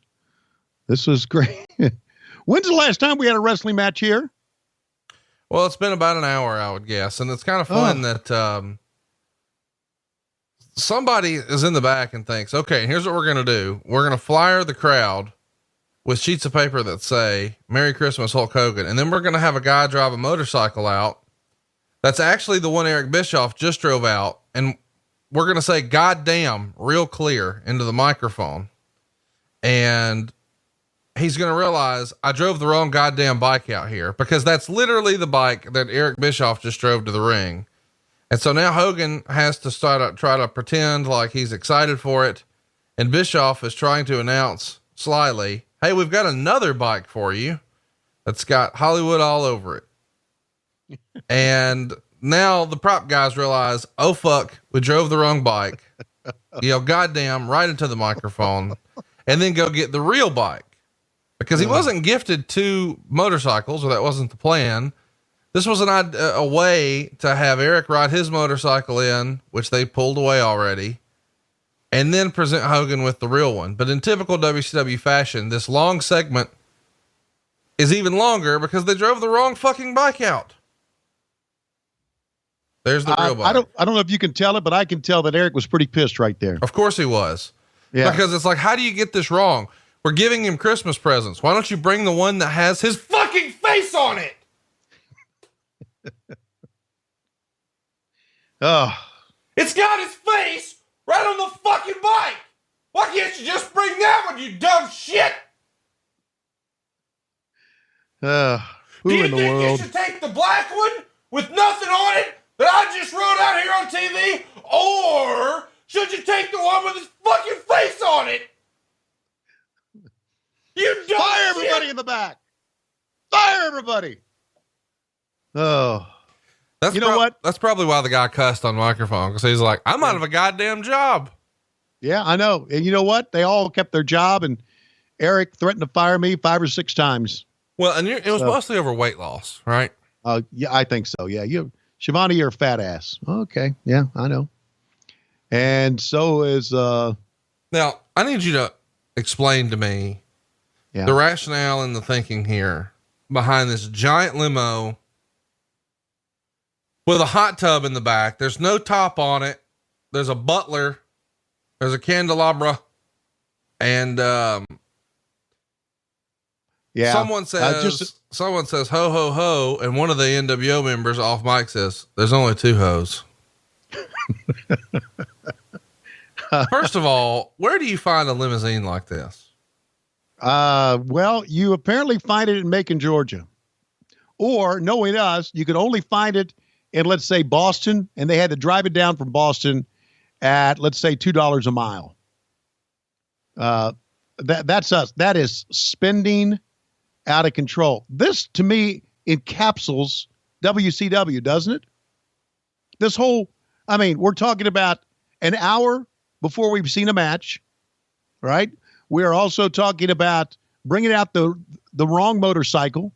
What's the heat here? There's no heat here. There's no heat. We're supposed to be getting this Hogan Sting thing to a fevered pitch, and it's going to come to a head, and we're just a handful of days away. What's the heat here? I'll tell you where the heat is. The heat is the fans are pissed off that they're not seeing wrestling. So JJ Dillon here saying, guys, I'm about to put this whole fucking crowd to sleep with a podcast. Eric Bischoff tried, but just like when he had a podcast, he ran out of town. I don't know where that little Nick Houseman is, and nobody else does either. But you boys, you're here to save the show, because if they let me get a live mic, I'm putting these fuckers to sleep. Steiner, you got any ideas? If you got a Sharpie, I got an idea. I'm going to get these Sharpies and I'll wake that whole crowd up 1 Sharpie at a time. You wait. And then I'm going to meet my brother at the hot bar, fuck up some ham cubes.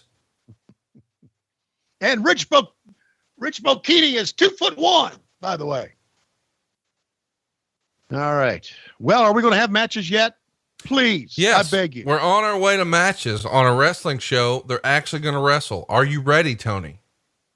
I'm ready, because right now I am in about, I don't know, probably at the Atlanta airport by now. We should mention here on commentary, it's going to be Eric Bischoff, it's going to be Kevin Nash, and it's going to be Rick Rude that are taking over as announcers.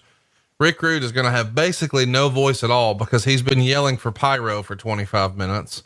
And Meltzer would write, Rude had no voice, which only made things worse as these 3 sucked the air out of the show, even though Nash can be funny. Wow. That I don't know if you're going to blame the announcers for sucking the air out of the show. I think the air out of the show was sucked already. Don't you? The show's already sucked. It was Right. off to a good start, but now they're going to be wrestling here. And by the way, it's worth mentioning, this is a time when WCW and all of wrestling, in fact, had a little bit of a problem with fans getting a little overzealous and throwing trash in the ring. And Right. there was even a full blown riot a couple weeks prior to this for the WWF. And you could go back to, the initial Hulk Hogan turn when all the trash was just piling up in the ring, and WCW sort of encouraged it for a little while, but it's gotten out of control to the point where the week prior to this in Charlotte, there were about a half a dozen fans at different points who jumped the guardrail, and security's having a field day trying to keep them all under control, including Randy Anderson. It was described as the single most unruly crowd in the history of Charlotte wrestling, blamed in some part by being a 3-hour show with fans drinking for the entire 3 hours and lots of incidences of fans throwing things at wrestlers. So this is all straight from the Observer, but they're saying that this was a situation, and it happened in Little Rock for the WWE. And a lot of people would blame alcohol, but Meltzer would say that's not really the problem, but it certainly didn't help anything, that it was something that WCW needed to address, and maybe wrestling as a whole, because it was not nearly as sort of over the top campy as it had been in the past. And fans were starting to believe that this was real, to the point where WCW wrestlers even had an incident at the Buffalo Airport Marriott just a couple of weeks prior to this. Scott Norton, Rick Rude, Marcus Bagwell, Lex Luger, and Arn Anderson are all there drinking after a Saturday night taping in Erie. And at about 1:00 in the morning, a fan bumped into Norton. And of course the fan didn't want to back down, and it gets confrontational. Guys are being grabbed. There's beer bottles being broken. Fans are bouncing around like a ping pong ball, and Buff Bagwell breaks his nose. Lex Luger winds up with a black eye. And this all happens a couple of weeks prior to this going down. Both of the fans wind up being arrested, but they're unruly to the point that nightsticks and mace is used. It's a rough situation, and there's going to be court to follow for all of these guys. Did the NWO's heat or WCW not stepping in to sort of temper some of that lead to a dangerous environment for the performers, in your opinion? Yeah, I think I'm not so. Yeah, I guess NWO heat could be seen doing that, but the fact that we encouraged seemingly, or we let it happen, all the trash that went into the ring during the Hogan turn in Daytona Beach, I think set the precedent for that. It's just like anything else in society. Once something starts, everybody picks up on it. Good or bad things in society. Everybody picked up on Hulk Hogan and all the trash going in the ring, and now fans thought they had an open ticket to get involved. And we saw fans run into the ring. We had the angle where, the fan climbed the cage during the Roddy Piper match, Hulk Hogan match, and it things like this, Conrad, snowball into the wrong thing. And even you were talking about Little Rock, that was where they completely, absolutely ruined the Danny Hodge thing. That's right. Yeah. And that was horrible because of what Hodge has meant to the sport. So I think a lot of it can be blamed on both ends. The attitude error that the WWE had was great for business, but now it has. Let's even fast forward. The fans are, even though it's more vocal then here's a 1, 2, and a 2 count. Even though it's more vocal than anything else, the fans are more involved now than they've ever been. Is that good or bad for business? I think it was good for the fans to be into it, but not to the point where people are, being arrested. Yeah. Thinking they're part of the show. Because they're not. Watch out. Was that Conan up on top? Thank God it wasn't Mike Jones. Who? And now they call for the bell. It's worth mentioning that, by the way, this is going to be a DQ finish, even though it's not formally announced. Oh yeah. If Scott Steiner's out there and these guys have Sharpies, they need to fucking duck. Yeah. Mike Jones tried to come in and take care of Scott Steiner. And you see what Scott did to him, don't you? He just absolutely nailed him. Ray Traylor, of course, now back with WCW using a finisher called the Trailer Trash, which is fun. Yeah, that is. And of course, here's Ted DiBiase, and WCW stands its ground. But by that time, if you'll notice, look at the fans. They don't care now anymore. They don't. We've completely sapped all the excitement out of the crowd here. We should mention here that DiBiase, it was reported in the Observer, was seriously thinking of making a comeback. He was supposed to turn 44 the next month, and he'd obviously been out of action and collected on a Lloyd's of London insurance policy, and he'd have to pay back something like $460,000 in order to return. But wrestling's so hot here, he's thinking, hey, maybe that's actually a good decision. Of course, it didn't happen. Did you ever have a conversation with Ted about his considering coming back at 44? I did not. Although Ted and I did talk a lot about the business, and I always thought Teddy had a great mind about it. Hey, we're back on Monday Nitro. Woo! Take a look at this announce team. Kevin Nash, he's always really cool. You mentioned that Rude had no voice left. And of course, we're not worried at all about matches anymore because we've completely shit the bed on that. Wow. I should mention here that Rick Rude goes on and on and on for the rest of the night here, talking about him being upset with Sting for breaking his back and neck in Japan. And he blamed Sting for negligence in his lawsuit and still blamed him up until this point, even though it was obvious from everyone that it was just an accident. Of course, Sting had to give a deposition for the suit, and all of that was settled, and Rude had been compensated, but Rude was still pissed off about it. So he brings it up in commentary a lot here. Was that uncomfortable for anybody? Oh yeah, absolutely was. Looking back and watching the show after it happened, when I did, I just wondered, is there some legitimate heat going on here? So yeah, it was very uncomfortable for a lot of people, and probably for Eric as well. We should mention here that Kevin Nash, who we're seeing on camera here, who was a former WWF World Champion and would go on to be WCW World Champion, up until this point has just been positioned as a tag team guy with Scott Hall with the Outsiders. And he and Scott Hall had just signed 4-year contract extensions on top of what they already had. So that would put them under contract with WCW through 2003.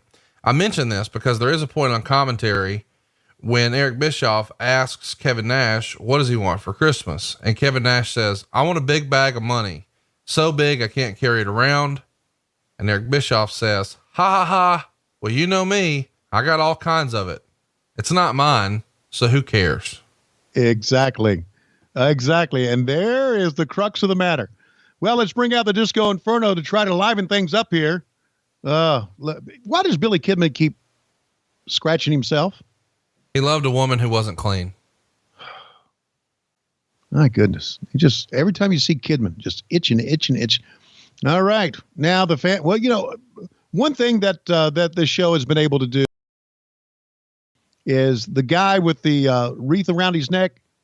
He's finally taking the wreath off his neck, and he's been sitting down a lot. So it worked in many ways.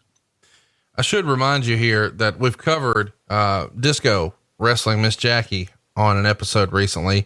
At this point, Jackie is gone. Her contract expired and they decided against renewing it. She was telling people that she was going to go to the WWF and feud with China. And, of course, a lot of people are maybe skeptical of that. She was let go the week before on Nitro though. Allegedly she was supposed to be attacked and left laying by Elizabeth, but Jackie refused to do the angle. And there was a lot of heat on her on the way out for that one, because they believed, hey, we put you over Disco Inferno and we had you beating up men, and now she's refusing to do it when she's supposed to be jumped from behind. And it's not like she wanted to be beat up face to face by Liz. So I don't really understand her reluctance to do it. I mean, obviously she's been in a position to receive the favor a lot from men. So why not do it for Liz? Do you remember this Jackie incident?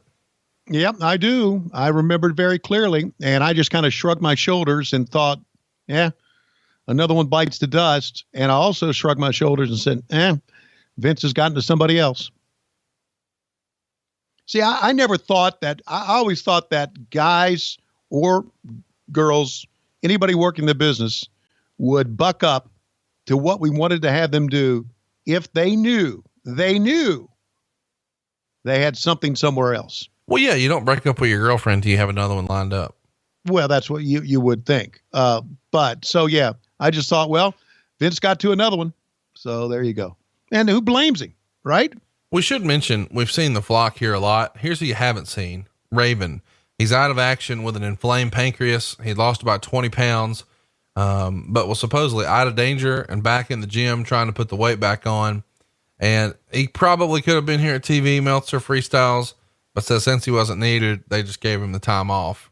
At this time though, Alex Wright is very much in question, his future with the company. He had a brain aneurysm and he was back in Germany. And, that's really a shame. We've had a lot of fun talking about Alex Wright, but you hate to see anybody have that sort of health injury. And of course we know he would kick out and be okay and come back as Berlin. But when the news first broke of Alex Wright and this aneurysm, it sounded devastating, did it not? Oh yeah. It sounded like we would never see him again. And, brain aneurysm, to me, brain aneurysm means the end of your career. Right. So the fact that he could come back really shocked me. I guess we should mention here that Disco Inferno was out first as your TV champion. He's taking on Kurt, your US champion. So you've got champion versus champion, but Kurt's going to eat him up. And Meltzer writes, Kurt gave Disco nothing. They totally ruined the TV title when the champion only got one offensive move in 6 minutes against Kurt. What do you think of, sort of burying your title like this? I mean, clearly as far as the pecking order goes, your TV title is arguably below your US title. That's the way I've always perceived it. And I think most people would agree. But if you're putting both champions together, it feels like it should be a bigger deal and maybe a little more competitive. This is essentially a squash match. Yeah, it is. And let's think about what they're doing here in this entire show. They're showing the NWO taking over, right? Right. And so they're setting up this match and they're telling Disco that, you're going to get basically squashed here. And Disco, being the guy he is, says, okay, I'll do whatever it takes for business. Now, rewind a little bit and they tell Rick Steiner, this is the NWO's night and Scott Norton is going to beat the shit out of you. And he says, fuck that. So they had to have a run in. That's just me freestyling here. Right. Right. Steiner's ain't gonna go for that shit. And, so that's why Scott got involved as well. So in the grand scheme of things, when you're feeling it and you think that you got something going on here, in reality, you really don't. You just go with it. And now this is the NWO completely taking over, right or wrong. And it's wrong. There was a report in the Observer that, former UFC competitor Oleg Tektarov was, sort of playing both sides against the middle in wrestling, teasing a run to where he called WCW or had his agent call WCW and say, hey, he's about to sign with the WWF, but WCW doesn't take the bait. Of course, years later, they would bring in a lot of UFC guys, or people who tried to compete there. But the biggest, of course, being Tank Abbott, who had a decent little run in WCW. Do you remember Oleg's name ever coming up? Not at all. Okay. Not at all. Well, I also wanted to point out here, what would you call that maneuver right there?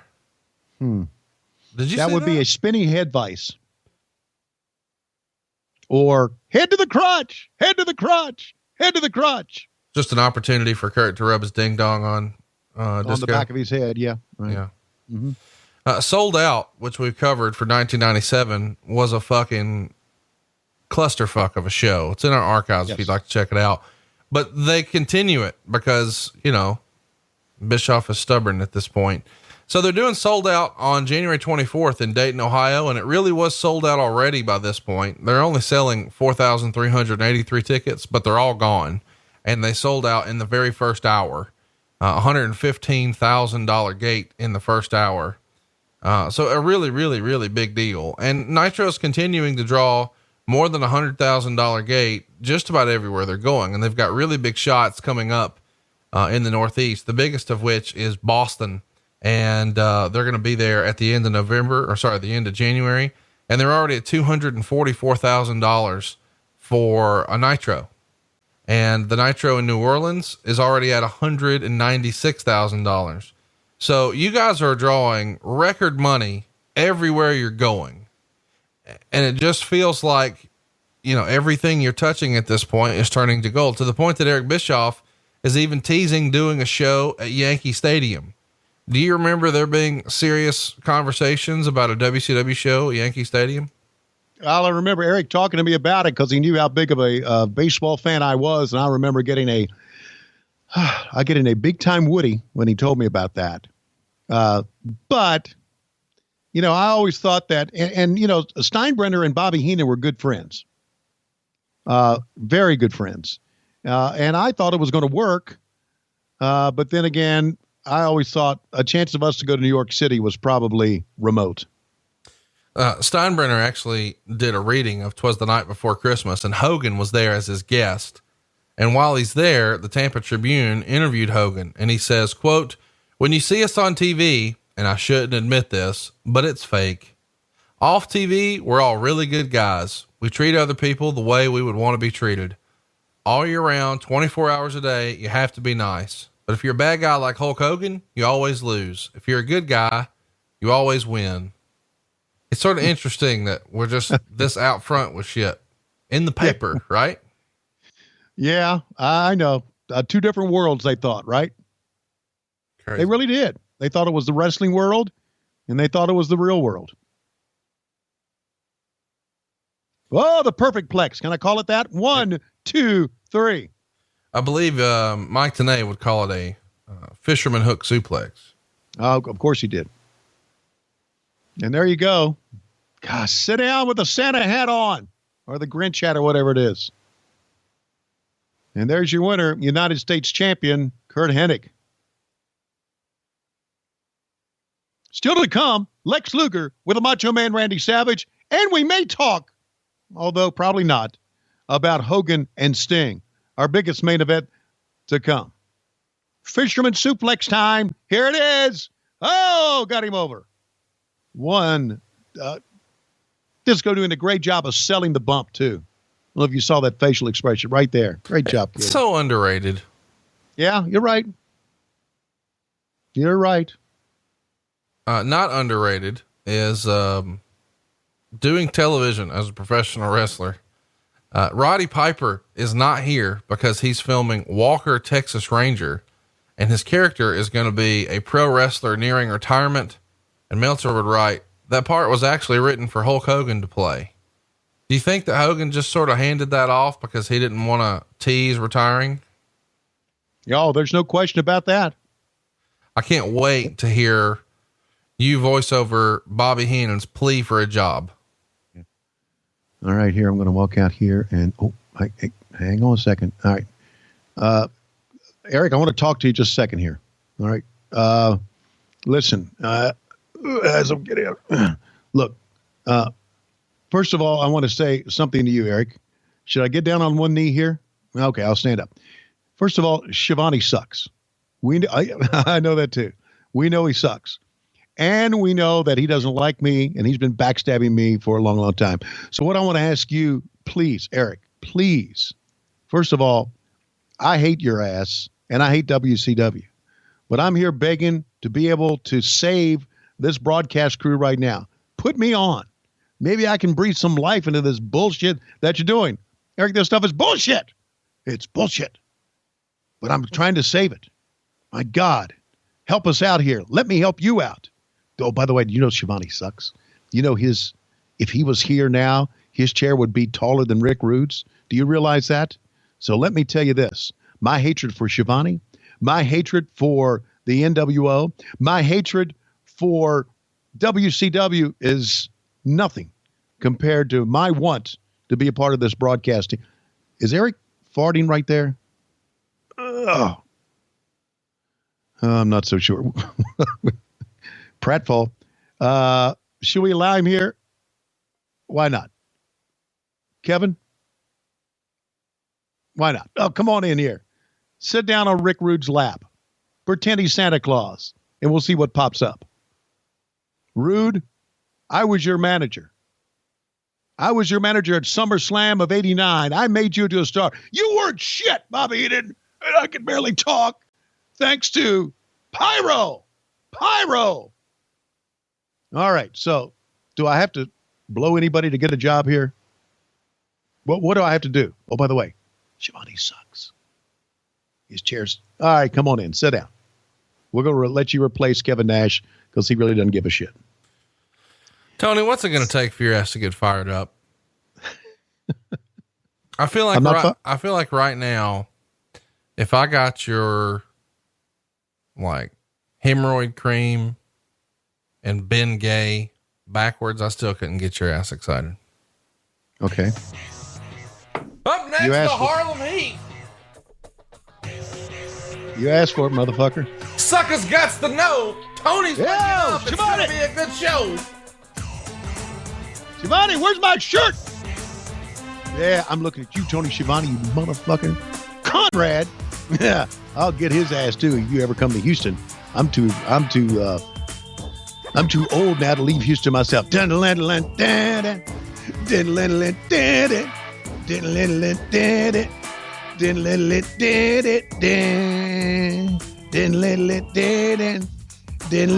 I fired up enough yet? You're getting there. You're getting there. Okay, thank you very much. It's NWO Monday Nitro. Bobby Heenan back in the chair. It's kind of hard for me to say something about Heenan since he just passed away, Conrad. It really is. You know? It is.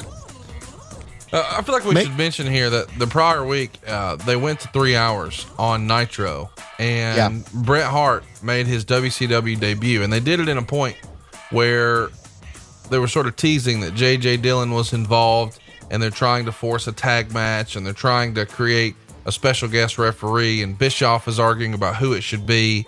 And eventually J.J. announces that it's going to be Bret Hart. And it's said on TV that Bischoff offered him $7.5 million a year and weekends off on Ted's money. But Bret didn't want to be a sellout. So he's going to turn into good guy at Starrcade, or is he?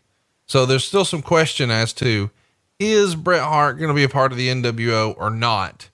And at this point, everybody is a member of the NWO. The prior week in Charlotte, they brought out Masahiro Chono from Japan, who said a few words in Japanese, and then they never did anything with him, which didn't make any sense, but it is what it is. But it's an interesting time because you've got arguably the hottest wrestler in the WWF at that point, and he's on your program, but you're not really sure what to do with him. And here we are about halfway through the show, and he's made zero impact on the show yet, which I assume the rationale is to save him for Starrcade. Is that right, Tony? Yes, it is. That's the rationale, right? Got to pay for it if you want to see it. But he doesn't have a match. We're just paying to see him, and I guess whose side he's on, rather than trying to build up an angle. And of course, Flair's out with an ankle injury. They expect him back in January, and everybody assumes that Bret's going to be working with Rick to get his run started. Lots of other rumor and innuendo about the Hart family though, because Davey Boy Smith is trying to get out of his WWF contract, and the WWF is saying that they're going to have to receive payment for him to buy his way out, which would be $150,000. And they're burying Jim Neidhart on TV, just in case he's leaving. And they've offered him a contract because he was on a per night deal. When he didn't sign it, they pulled the offer, and now he's probably headed to WCW. So of course, Hulk Hogan gets a lot of shit from wrestling fans who say, oh, when Hogan came to WCW, he made sure to get deals for all of his buddies. He got Honky Tonk Man, and he got Hacksaw, and he got Brutus the fucking Barber Beefcake, and he got Boss Man. Didn't Bret Hart sort of do the same thing with Davey Boy and Jim Neidhart? He did the exact same thing. There's a difference here, Conrad. What's that? And I'm going to get some heat about this. You and I have talked about this kind of off mic, but the difference is Hulk Hogan was a major star. Bret Hart was a great wrestler, but I never would put Bret Hart, and I'm sorry about this, I never would put Bret Hart in the major star category of a Hulk Hogan or a Ric Flair or a Roddy Piper or a Macho Man Randy Savage. Is that wrong for me to say? Well, I mean, listen, I think, for me, Bret Hart is the greatest Intercontinental Champion of all time. And okay, I'll give you that. I really enjoyed his matches. I felt like he made that belt matter a lot. I thought his match with Davey Boy was incredible. His matches with Shawn was incredible. The match at SummerSlam against Mr. Perfect was just unbelievable. Yes, I loved him as a tag team wrestler, and I thought he had really good matches as a world champion against Diesel, against Shawn Michaels. And I love everything he did in 1997, but to compare him to Hulk Hogan, I think is off base. I mean, Hulk Hogan made the biggest impact as a babyface and then the biggest impact as a heel in the history of the business. And, Bret Hart had great matches, but you can't say that about Bret Hart. Over the top. Well, it's just my feeling about Bret. I knew Bret very well, and I knew he was a great performer, and could do a lot of great things. But again, Intercontinental Champion, right? I feel like we should mention around this same time too, Bret Hart is going to be coming over as the Hitman. And a lot of people wanted to know, how was he able to do that? In 1992, he trademarked the sunglasses, the ring outfit, the Hitman moniker, all of that. So he owns it, not Vince, and he's bringing it with him. And he obviously had a good business sense as well. A lot more guys could have done that, and they didn't do it. So there you go. He was smart enough to do it. Stevie Ray with that low-key big hog picks up Lodi. Oh, one more time. Yeah, put him down again. Put that sucker's got to go down with a backbreaker. Yeah, let's do it. Come on, do it again. Really break his back this time. Come on, over, go. Put him down. There you go. Get up, sucker. Tag in my brother. All right. From all the way from Harlem, which, by the way, as most of you know, is a suburb apparently of Houston. And here's a scissor kick on the back. That was a pretty good move. Conrad, I love that scissor kick from Booker T. Are you still with me? I'm still with you. I feel like we should mention somewhere around here. Brian Pillman had recently passed away a couple of months prior to this, and WCW tested about a dozen undercard wrestlers, and about 30% of them failed the drug test, and none of them were suspended, but all of those who failed were required to go to a 1-day counseling session. Yeah. Is this just a PR move, or does WCW really trying to do something here? Well, it is two things. Look, Eric is not going to do this unless he has some legal advice. And you get legal advice, you get business advice, and they all get together and say, this is a PR move, but this is something that legally we probably should do. But it's kind of like saying if a guy needs a bath, you just take a water hose outside out back and spray off his head. I mean, it had no impact. Wouldn't you think a 1-day counseling session? What impact would that have? None. The guys would say, all right, yeah, I got to go. All right, I'll sit here and snooze a little bit, and then I'll go back and do what I'm doing. Meltzer would report that TBS decided against making a Shadow Warriors weekly television show with Hulk Hogan. The show would have been based on Escape from Devil's Island, which got good ratings for TNT. Why do you think TBS decided to take a pass there? Do you think they saw some Nitro and saw his acting abilities and just took a pass? No, it probably had nothing to do with his lack of acting abilities. It's probably one of those decisions that the TBS people would make. I've said many times on this podcast, I thought they were overall the dumbest people I've ever worked with in my life. And I'm talking about anybody above Eric. And that goes to Jamie Kellner, to Brad Siegel. The only guy that I ever met at Turner Broadcasting that was, to me, had his good wits about him was Bill Shaw. And I know JR doesn't like Bill Shaw. but everybody's got his own. So anyway, what the hell just happened here? There's your finish. Harlem Heat get a win over Lodi and Scotty Riggs. The match goes 7 minutes and 7 seconds. Meltzer would write, Lodi takes real good bumps for a rookie and gets great heat considering how little exposure he's really had. So some high marks here based on how young he is in his wrestling career. Yeah. Did Riggs go back and sit down in the chair at the finish? Well, yeah, he knew the end was near, right? Yeah. Yeah. Well, yeah, he's right about, Meltzer's right about Lodi. I thought the signs were a pretty good gimmick. Don't you think? Yeah. Because signs were in fashion. Why not give it to a wrestler to use these signs? Let's take a look at the replay one more time. Conrad Thompson, the scissor kick, and how about that big foot by Stevie Ray? And they said he couldn't work. Ha! Sucker's got to know he can. The big Harlem sidekick from the top. Glancing blow off the top of the head. And here's the cover. 1, 2, 3. If we have another run in by the NWO, the tape machines are rolling. Don't go anywhere. Well, apparently we're going to go to a break in just a moment. Boy, we could not get to a break quickly. Well, it's probably because your announce team is very much the B team, with the exception of Tanay, who is in here trying to do his best. Speaking of do his best, Steven Regal has gone home to England because he is struggling with a really bad bout of pneumonia that was thought to be so serious he needed to fly all the way home. Do you remember Regal's illness here? Because he sort of has a little bit of stop and start going on with WCW at this point. Yeah, I remember his illness because Steve and I were real good friends, and by the way, still are. And I felt bad for Steve. You know, Steve has gone on to say that he certainly did have at times a drug problem in the business. If you've seen any of his shoot interviews, don't know if that had anything to do with this or not, but I still keep in touch with Steve, and that really concerned me.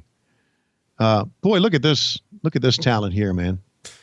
It's fun that we get to look back at Jericho, who's about to set the world on fire again in professional wrestling. Just after the first of the year, he's going to be working with Omega for New Japan, at Wrestle Kingdom. And it'll be the first time that he's been featured in a really big match like that in Japan. This angle, of course, making all kinds of headlines, the cover of the magazines over there and whatnot. And he's going to be in a losing effort here to Marcus Alexander Bagwell. I hate to give you a spoiler, but the week prior, and they're going to go about 11 minutes here, I should say. But the week prior, Scott Hall ate him up 2.5 minutes. Yeah. And it's interesting to see you fast forward in the longevity, because what people thought about Hall and what they thought about Jericho at the time, it's interesting how wrestling is just filled with ebbs and flows, man. And if you can sort of white knuckle it and ride it out, and you have the creativity and the will that Jericho does, you're going to be hugely successful at a level that nobody at this time ever would have saw for him. Right? Yeah, that's true. And it also just proves my point that doing a job on TV is not ending your career. And guys thought it would. Life moves on. There's a lot of ebbs and flows, a lot of changes in your life. And you don't realize that when you're young and you're trying to get over and you want to be a star and you think, God, I got to do a job. That's the end of my career. That's not the case. My God, how many times did Ric Flair get beat on TV? Right. So, you go back and take a look at this. This is probably going to end up being a pretty good. Please, Marcus, stop talking to the motherfucking camera. Okay, we know you got good arms. Stop. Just please stop. Still to come for Marcus Bagwell, Judy Bagwell on the pole. As that's coming to your career, buddy. He had Judy Bagwell on the pole, and Chris Jericho's going to wrestle in one of the great current angles with Omega coming up in New Japan Pro Wrestling. Does this mean that Jericho's been released from his WWE contract?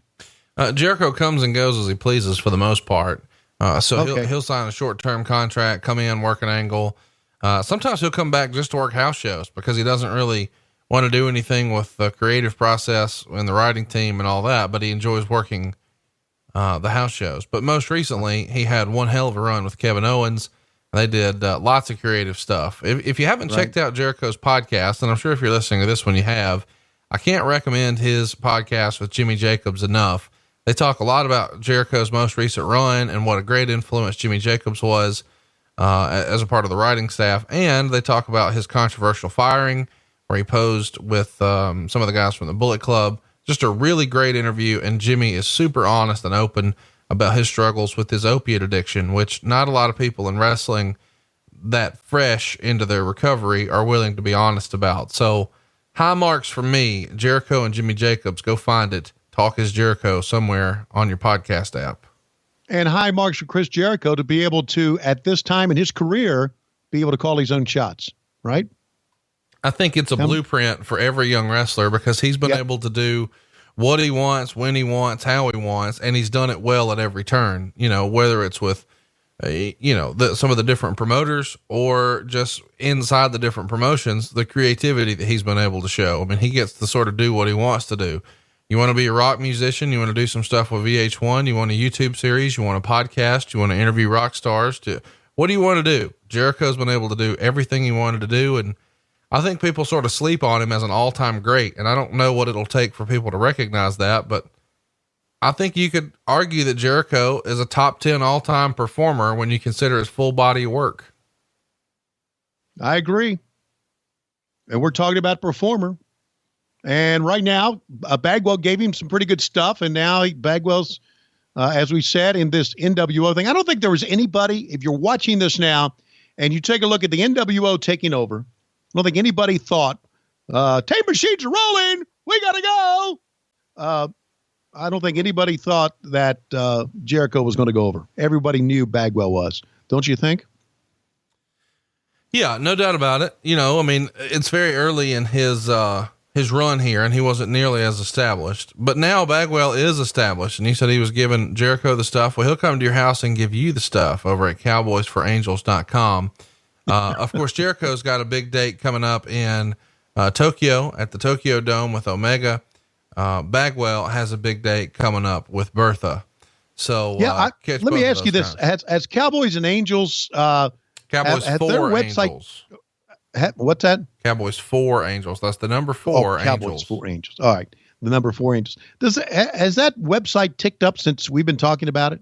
Well, I mean, you think? They're a sponsor on the show, so I would imagine. Oh, okay. I've never seen any gift certificates or passes or anything like that. So passes. Oh, okay. Well, I should mention, Tony, I know you're trying to pay for this wedding. If you go to cowboysforangels.com in the top right-hand corner, you can click here for employment and you can fill out all the information. Yeah, here, I'm going to do it for you, Tony. No. I got too many jobs. I got too many jobs that I'm trying to hold on to, regardless of what people say. Just a lot of things. I did. Thank you. Though. What part of Georgia are you in? I've got down your name. 60. What's your nationality? My nationality is go fuck yourself. Eyes How are does brown. that sound? Okay. Hair is dirty. Appearance unbathed. Complexion pale. Weight. You want to give me a freestyle on the weight? I mean, I don't think you're 205. 135. Yeah, maybe 264. Okay. Well, you're probably pretty close. 248. Okay, thank you. Okay. Height. Stop this. 5 foot. Meanwhile, back in the match, 8. Marcus 5 Alexander Bagwell, the snapmare takeover of Chris 5'9", Jericho, maybe. and a reverse chinlock. 5. By the way, I'm legitimately filling this out for language is spoken. Just English, okay. or do you do slapdick too? Klingon. No. You speak Klingon. Oh, I speak Klingon. General interest. Stop. This will be fun. Okay.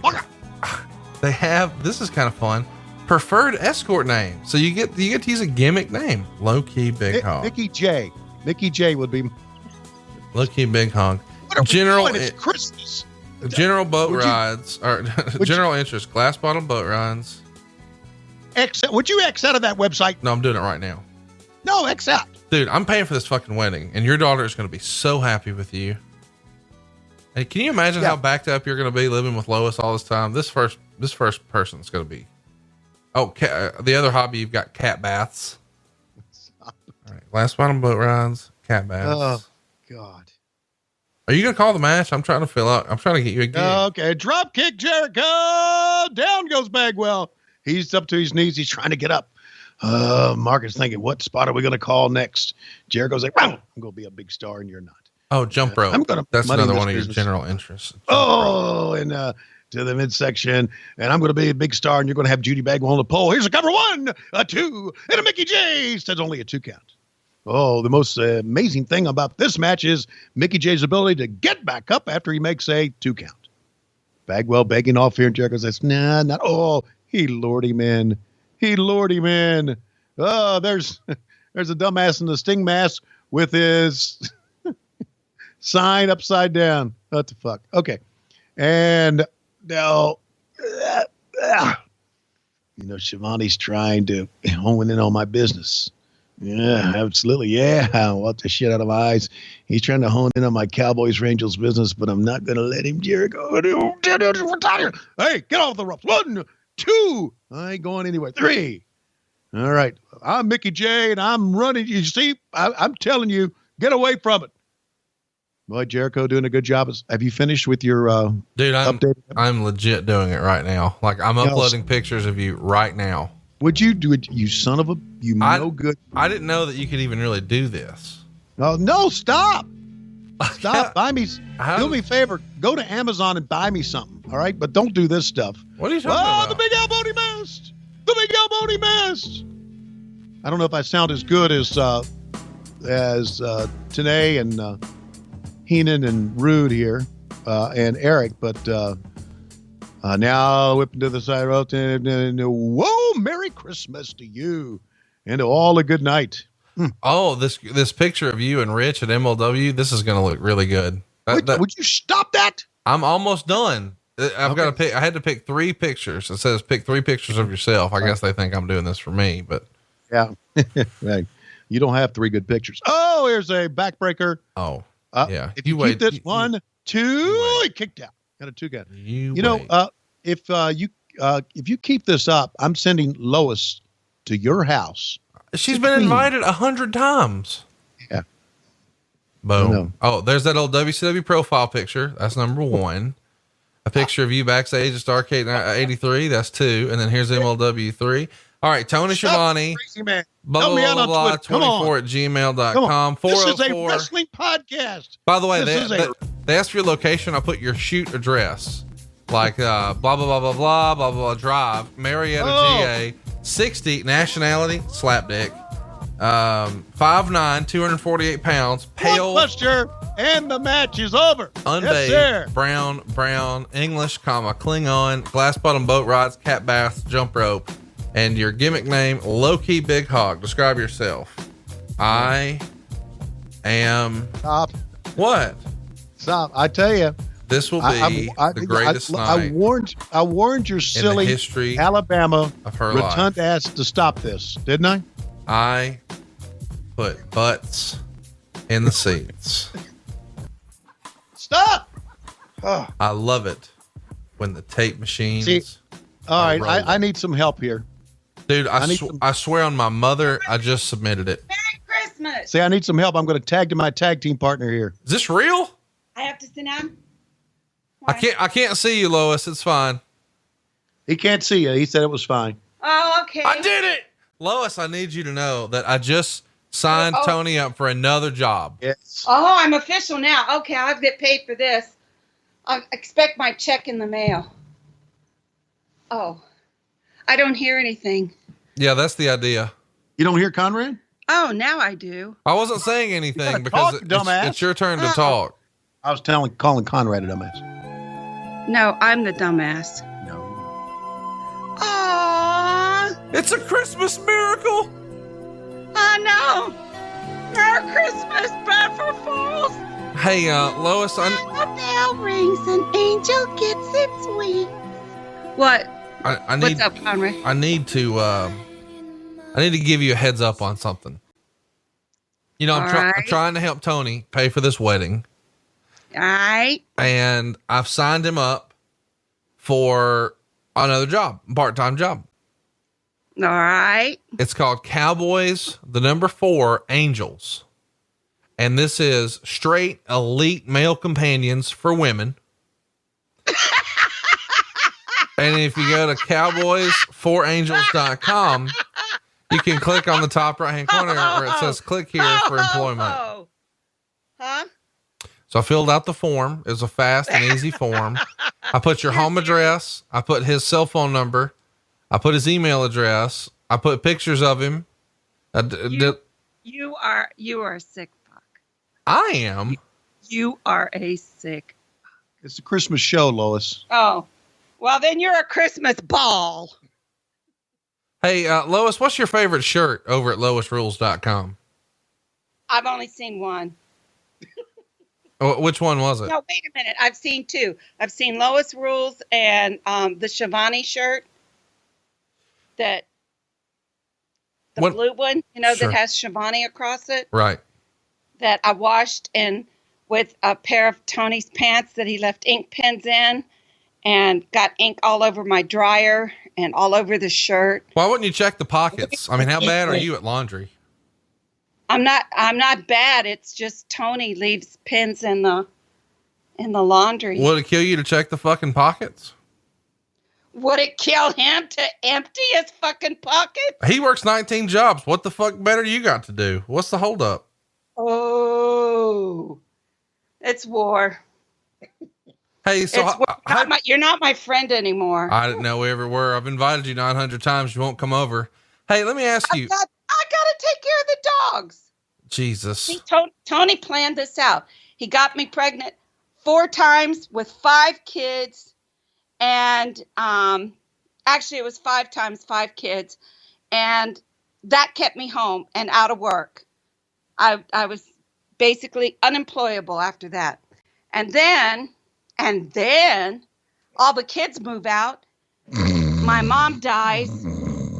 I have all this free time. Lois Dillon. We get all these dogs. Now we can't go anywhere because of all the dogs. Lois Dillon. Thanks for joining us, Lois Dillon. How would you describe a button on a fur coat? Have you seen Tony naked? What the hell? All right, that's it. Get out of here. Oh. I love you. Merry Christmas. Merry Christmas. Get the hell. Have you seen Tony naked? All right. That's you enough. asked for that. You That's got that's it. Enough Toyota. That's enough. All right. Toyota. Have you seen Tony naked? What in the world is this show coming to? I don't know, but I love you. I love you, honey. Bye-bye. Hulk Hogan's in the ring. Yeah. Right. Yeah. I just, you ought to ask Lois about Eric Bischoff, actually. No, I'm good. Okay. I'm good. Oh, there's the big gold belt. All right. And now I guess are we going to get to the Sting angle yet? Oh, hell no. We still got another match in this show. Are we giving away more Christmas presents? Yeah. Are you still with me, Conrad? Did Lois, No, I'm still with you here. And, now we've got another Christmas present that Eric Bischoff is going to present, and I need you to catch everybody up. Okay. This Christmas present is a ring, and it is, I'm not so sure what this was. Was this the Battle Bowl ring, or was this? No. Oh, it was a replica of the World Championship, a replica ring, which, oh, don't do this, Eric. Don't oh, no, please. Camera, take off. Oh, okay. I understand. Scared me for a moment. So that ring is probably a collector's item somewhere. Don't you think there, Conrad? Yeah, that could be worth, I don't know, $200. Yes, probably so.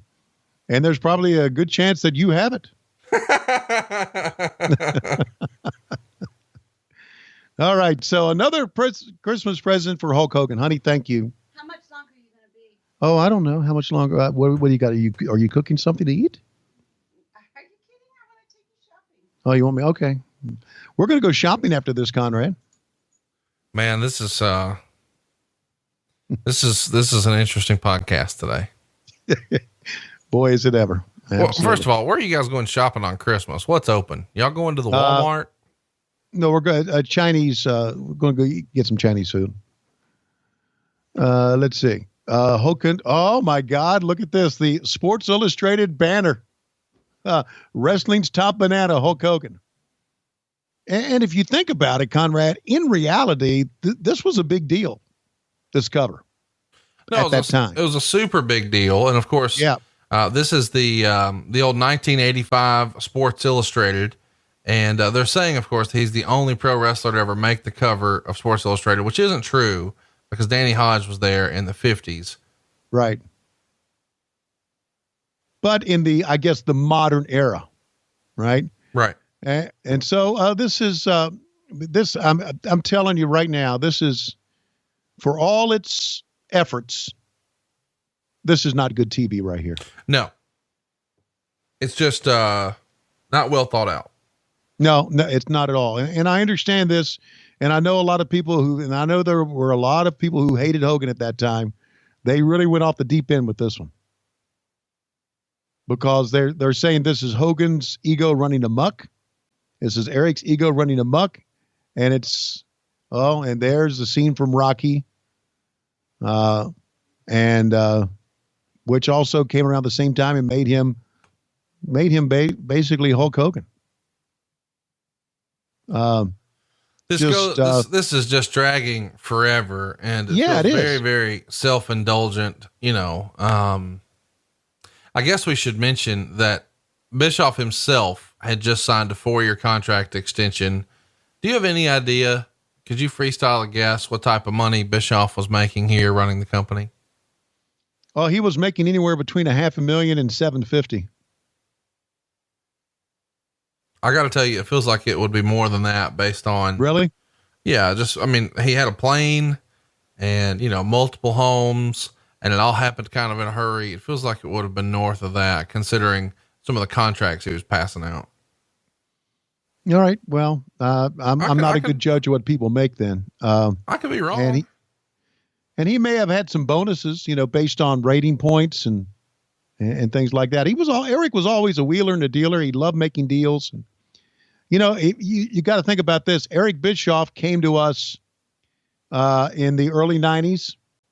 And he came to us in the early 90s, and he was basically, he talked to me about this. When he got the call from Jim Hurd, he and his wife and his family were, kind of looking for their next meal. They were in dire straits. And this is like him or hate him, and I always liked him because of how good he was to me overall. Like him or hate him, he made kind of a self-made man here.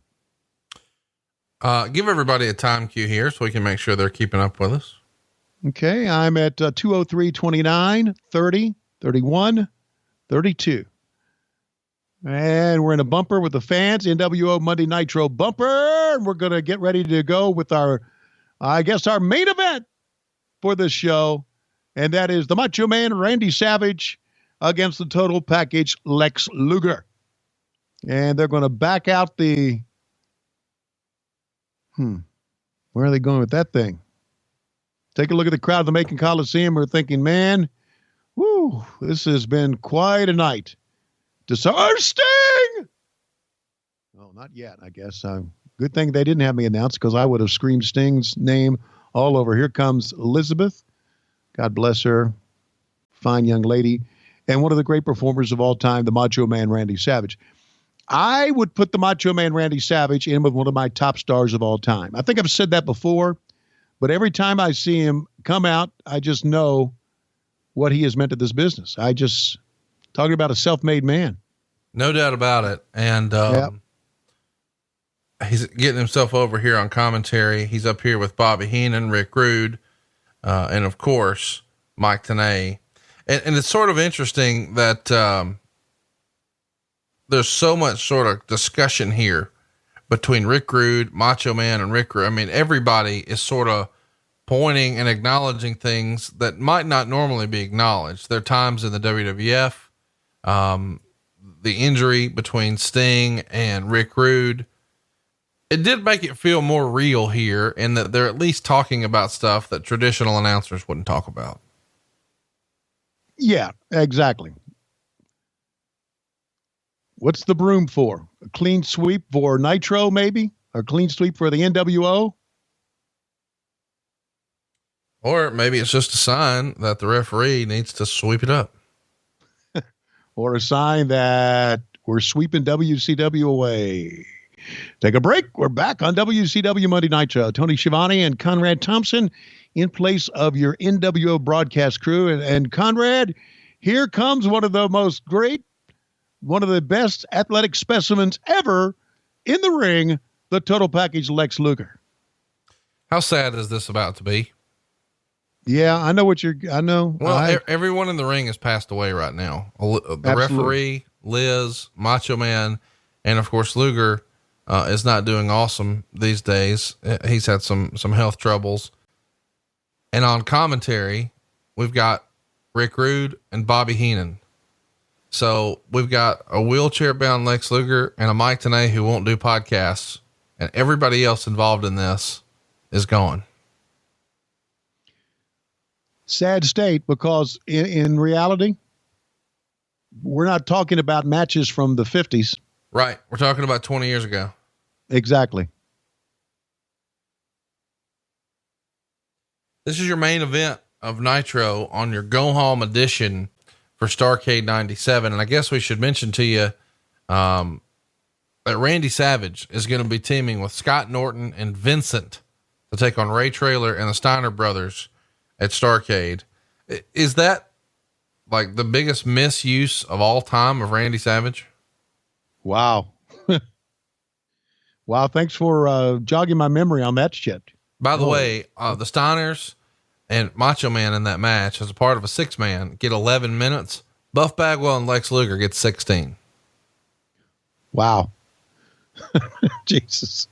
Back and forth they go. Luger with that terrible clothesline he always did. And down goes the Macho Man Randy Savage, taking a bump. This coming up, Starrcade 97.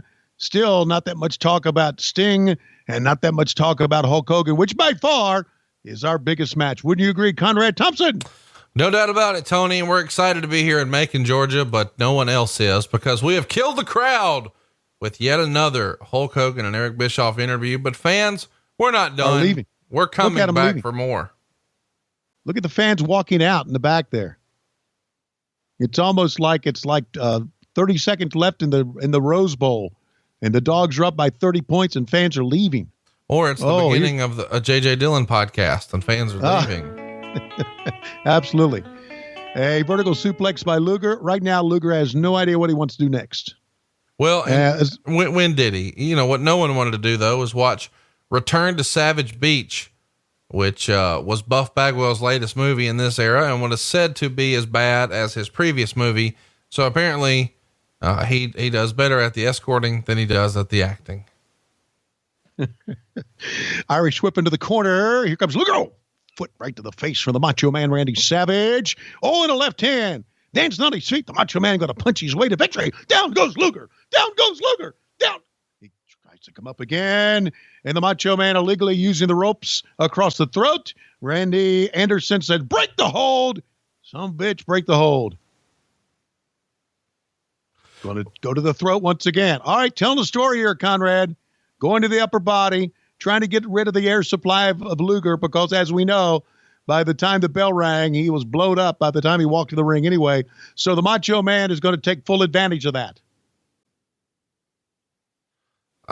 Would you agree, Conrad Thompson? I would agree. And my question to you, Tony Schiavone, is just a few days away from the biggest pay-per-view in WCW history, Starrcade 1997.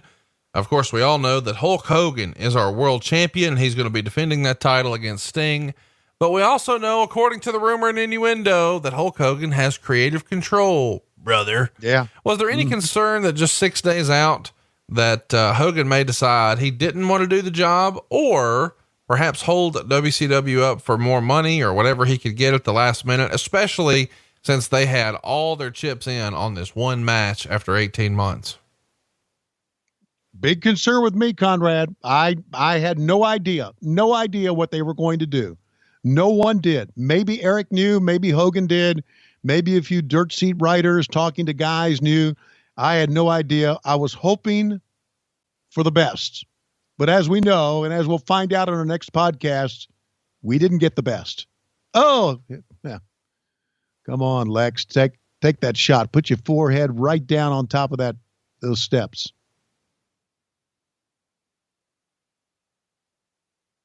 And now to the safety rail on the right side. Fans are finally seeing some action. Oh, the Macho Man goes outside. And now Luger follows him into the crowd. Randy Anderson follows him into the crowd. Boy, I tell you, Doug Dillinger hated this, buddy. Hated it when this happened. And there you see here at the Macon Coliseum, they're using chairs that you would use at church instead of regular chairs. And here goes the right hand again to the Macho Man. Randy says, let's get back in the fucking ring. Oh, my God. Not the best Macho Man match. Would you agree? I don't know that it's necessarily his fault. Yep. If Lex Luger were to be tried in a court of law as a professional wrestler, he'd be found not guilty. Exactly. Luger going for that big elbow. Here it comes. History. Oh, he hit the referee. He hit the referee. A ref bump. Oh, my God. On top of a shitty night of no wrestling, we got a ref bump? What are we thinking? And now here's the pickup. Luger should win the match, but the referee will not be there to make the count. I see it coming already. Oh, God. The mostly muscle pose from the total package, Lex Luger. Don't fall him to the floor. Don't go to the floor, Lex. Oh, my God. I don't even want to call this, Lex. Well, let's have Buff Bagwell fuck everything up for us. And he'll fuck everything up for you at cowboysforangels.com. Thank you for adding that, Conrad. Since you're on this Christmas Day 2017, you've screwed up my life. Oh, my God, Kevin Nash in the ring. Referee still down. What are they going to do to the total package? Well, he's probably pissed off about what he's going to do to Liz, so he's going to try to finish him. Yeah, why not? Probably should have right here. Pick him up with that power bomb. Oh, release power bomb. Release power bomb. Release power bomb. And now. Was that you doing commentary on one of Buff Bagwell's videos right there? Release, release, release. Stop. Referee still down. And here, look how far. Did they really mean to put him that far away? He nailed it, though. I think he nailed it. Oh, you damn right he did, buddy. Get the referee. Roll him over. Come on, roll over. Go, there we go. Do it again. 1, 2, 3. God, Conrad, he could have counted to 10 on that. And your winner, the Macho Man, Randy Savage. Well, Merry Christmas, Lex Luger. Merry Christmas, WCW. Enjoy your Christmas. We're getting ready to screw everybody over for Starrcade 97. Hey, you know what? Conrad, we'll go to a break. We haven't seen enough of Bischoff, enough of Hogan. I'm hoping Bischoff is going to be here. And don't forget Skittles, boys and girls. Taste the rainbow, and Buff Bagwell will find a creative spot to use these Skittles on your person over at cowboysforangels.com. Woo! Taste the rainbow. All right. Which, by the way, could have been Alex Wright's tagline. Could it have not? Taste the rainbow. Probably. Conrad, this is Christmas, son. You're a nice young man, okay? It's Christmas. Well, I'm not the one who applied for a job at cowboysforangels.com on Christmas. Oh, and I'm not either, by the way. And I'm going back to that website, and I'm going to ixnay my stuff from it, you son of a bitch. I don't know how Oh, my God. Here's something we haven't seen before. It's Hulk Hogan! It's Hulk Hogan! Yeah. It's Hulk Hogan! Wow. Ladies and gentlemen, we are in the midst of the hottest run by Nitro. So what do? Ho, ho, ho. Just shit in the ring. That's what we're going to do. So now, at the end of it, I guess we're going to talk about Sting. We've given him plenty of presents. We've congratulated him on controlling the company. But have we talked about his match with Sting? No. I guess we should mention last week on the show, the prior Nitro, Sting was in the rafters, and then the lights come off, and then they go on, and he's on top of the WCW sign. And he's supposed to run in and lay everybody out, except for Hogan and Bischoff.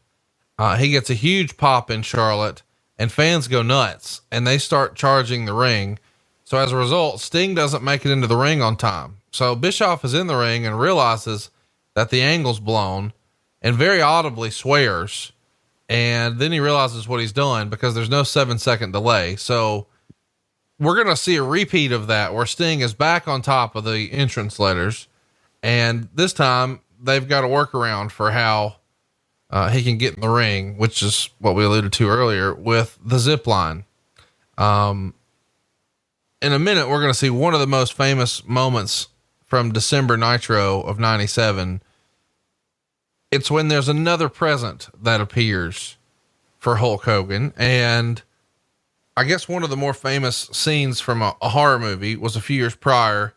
I believe it was 1995. So about 2 years prior to this, they did the movie Seven with Brad Pitt and Morgan Freeman. Do you remember that? Oh yeah. But they never showed the head. Okay. In Seven. Thanks for the spoiler. The deal is there is a serial killer that they're investigating, right? And a present arrives for one of the investigators, Mr. Brad Pitt. Yeah. And he, is curious, what's in the box? And of course, when they open the box, it's the severed head of his own wife. Right. And 2 years later, Hogan is about to open a present, and then he's thanking Bischoff, and Bischoff is saying, "Hey, this isn't from me. Hall, Nash, is this from you guys?" And Hogan, of course, is reminding us that the NWO is just too sweet. And out comes in all of this, randomly, Bret Hitman what is Hart this about? in the back of the limo with the NWO limo, by the way, with the hot tub, with the ladies and the butler. It doesn't make any sense whatsoever. And Hogan reaches in the box and pulls out his own head. He's got his own head, Tony. What's in the box? Oh my God. Not only is his own head, you can tell where it's been chopped off and there's blood at the neck. Look, oh God. And now, and as only WCW can do, Sting should come in right now. But no, we can't time out shit. This is live TV, so Hogan's got to sell and sell and sell, and it's Sting! Oh my God, it's Sting! Yes, he's at Disney. He's going to zip line down to the water. Oh my goodness. Boys and girls, you can do this ride yourself if you just get to it. Oh no, Sting is on the way. We're out of time. See you at Starrcade. My God. Tony. Yeah. Wow. I want to really like WCW. You know, I mean, I love WCW, but in hindsight, man, this just does not feel like the best use of a go home show for your biggest pay-per-view in history. You know, I like the head in the box thing. I don't know that necessarily should have been the payoff to the show for your biggest pay-per-view. The head, by the way, was made by Andre Freitas right outside of Atlanta, Georgia at AFX Studios. He's still got it. And I'm sure he would sell it to you if you made a solid offer. AFX Studios. I've seen it. It's still cool all these years later. And I like that, but I don't know that I like it as the finish. And it feels really just sort of thrown against the wall. Why is Bret Hart there? No one knows. No one knows. Sting being, you know, finally getting his reward, the big payoff. You know, he's finally going to win the world title and save WCW from the NWO. And we only see him as the show is going off, and we don't see any physicality with anyone. In hindsight, it feels like maybe he should have beat up some of the NWO B team here, even if he does let Hogan get away, or maybe just a death drop or something. I mean, don't you think they should have done something different with Sting here? Well, and of course we're playing quarterback. I understand Monday morning armchair type quarterback bullshit. I mean, have him fight through Mike Jones, I don't know, Norton, all the other guys, and have Hogan back into the corner and Sting walk towards him. And then you go to black, right? As you're saying, I think we're saying the same thing. And obviously we didn't do that. That wasn't even Sting coming down on that zip line. So I just, it goes back to this, Conrad. We were so full of ourselves and we tried to do something that was entirely different and something so spectacular. We couldn't pull it off. We could not pull off what we envisioned.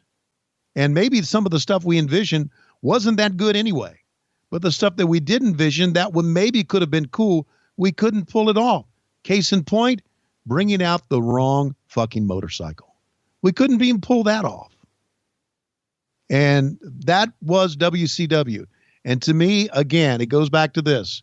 Now we're going to go to Starrcade 97, and we're going to see WCW slowly go downhill, followed by Sold Out, slowly go downhill. It's like I told Mike Tenay one time. We were at the United Center in Chicago. I said, Mike, come out here.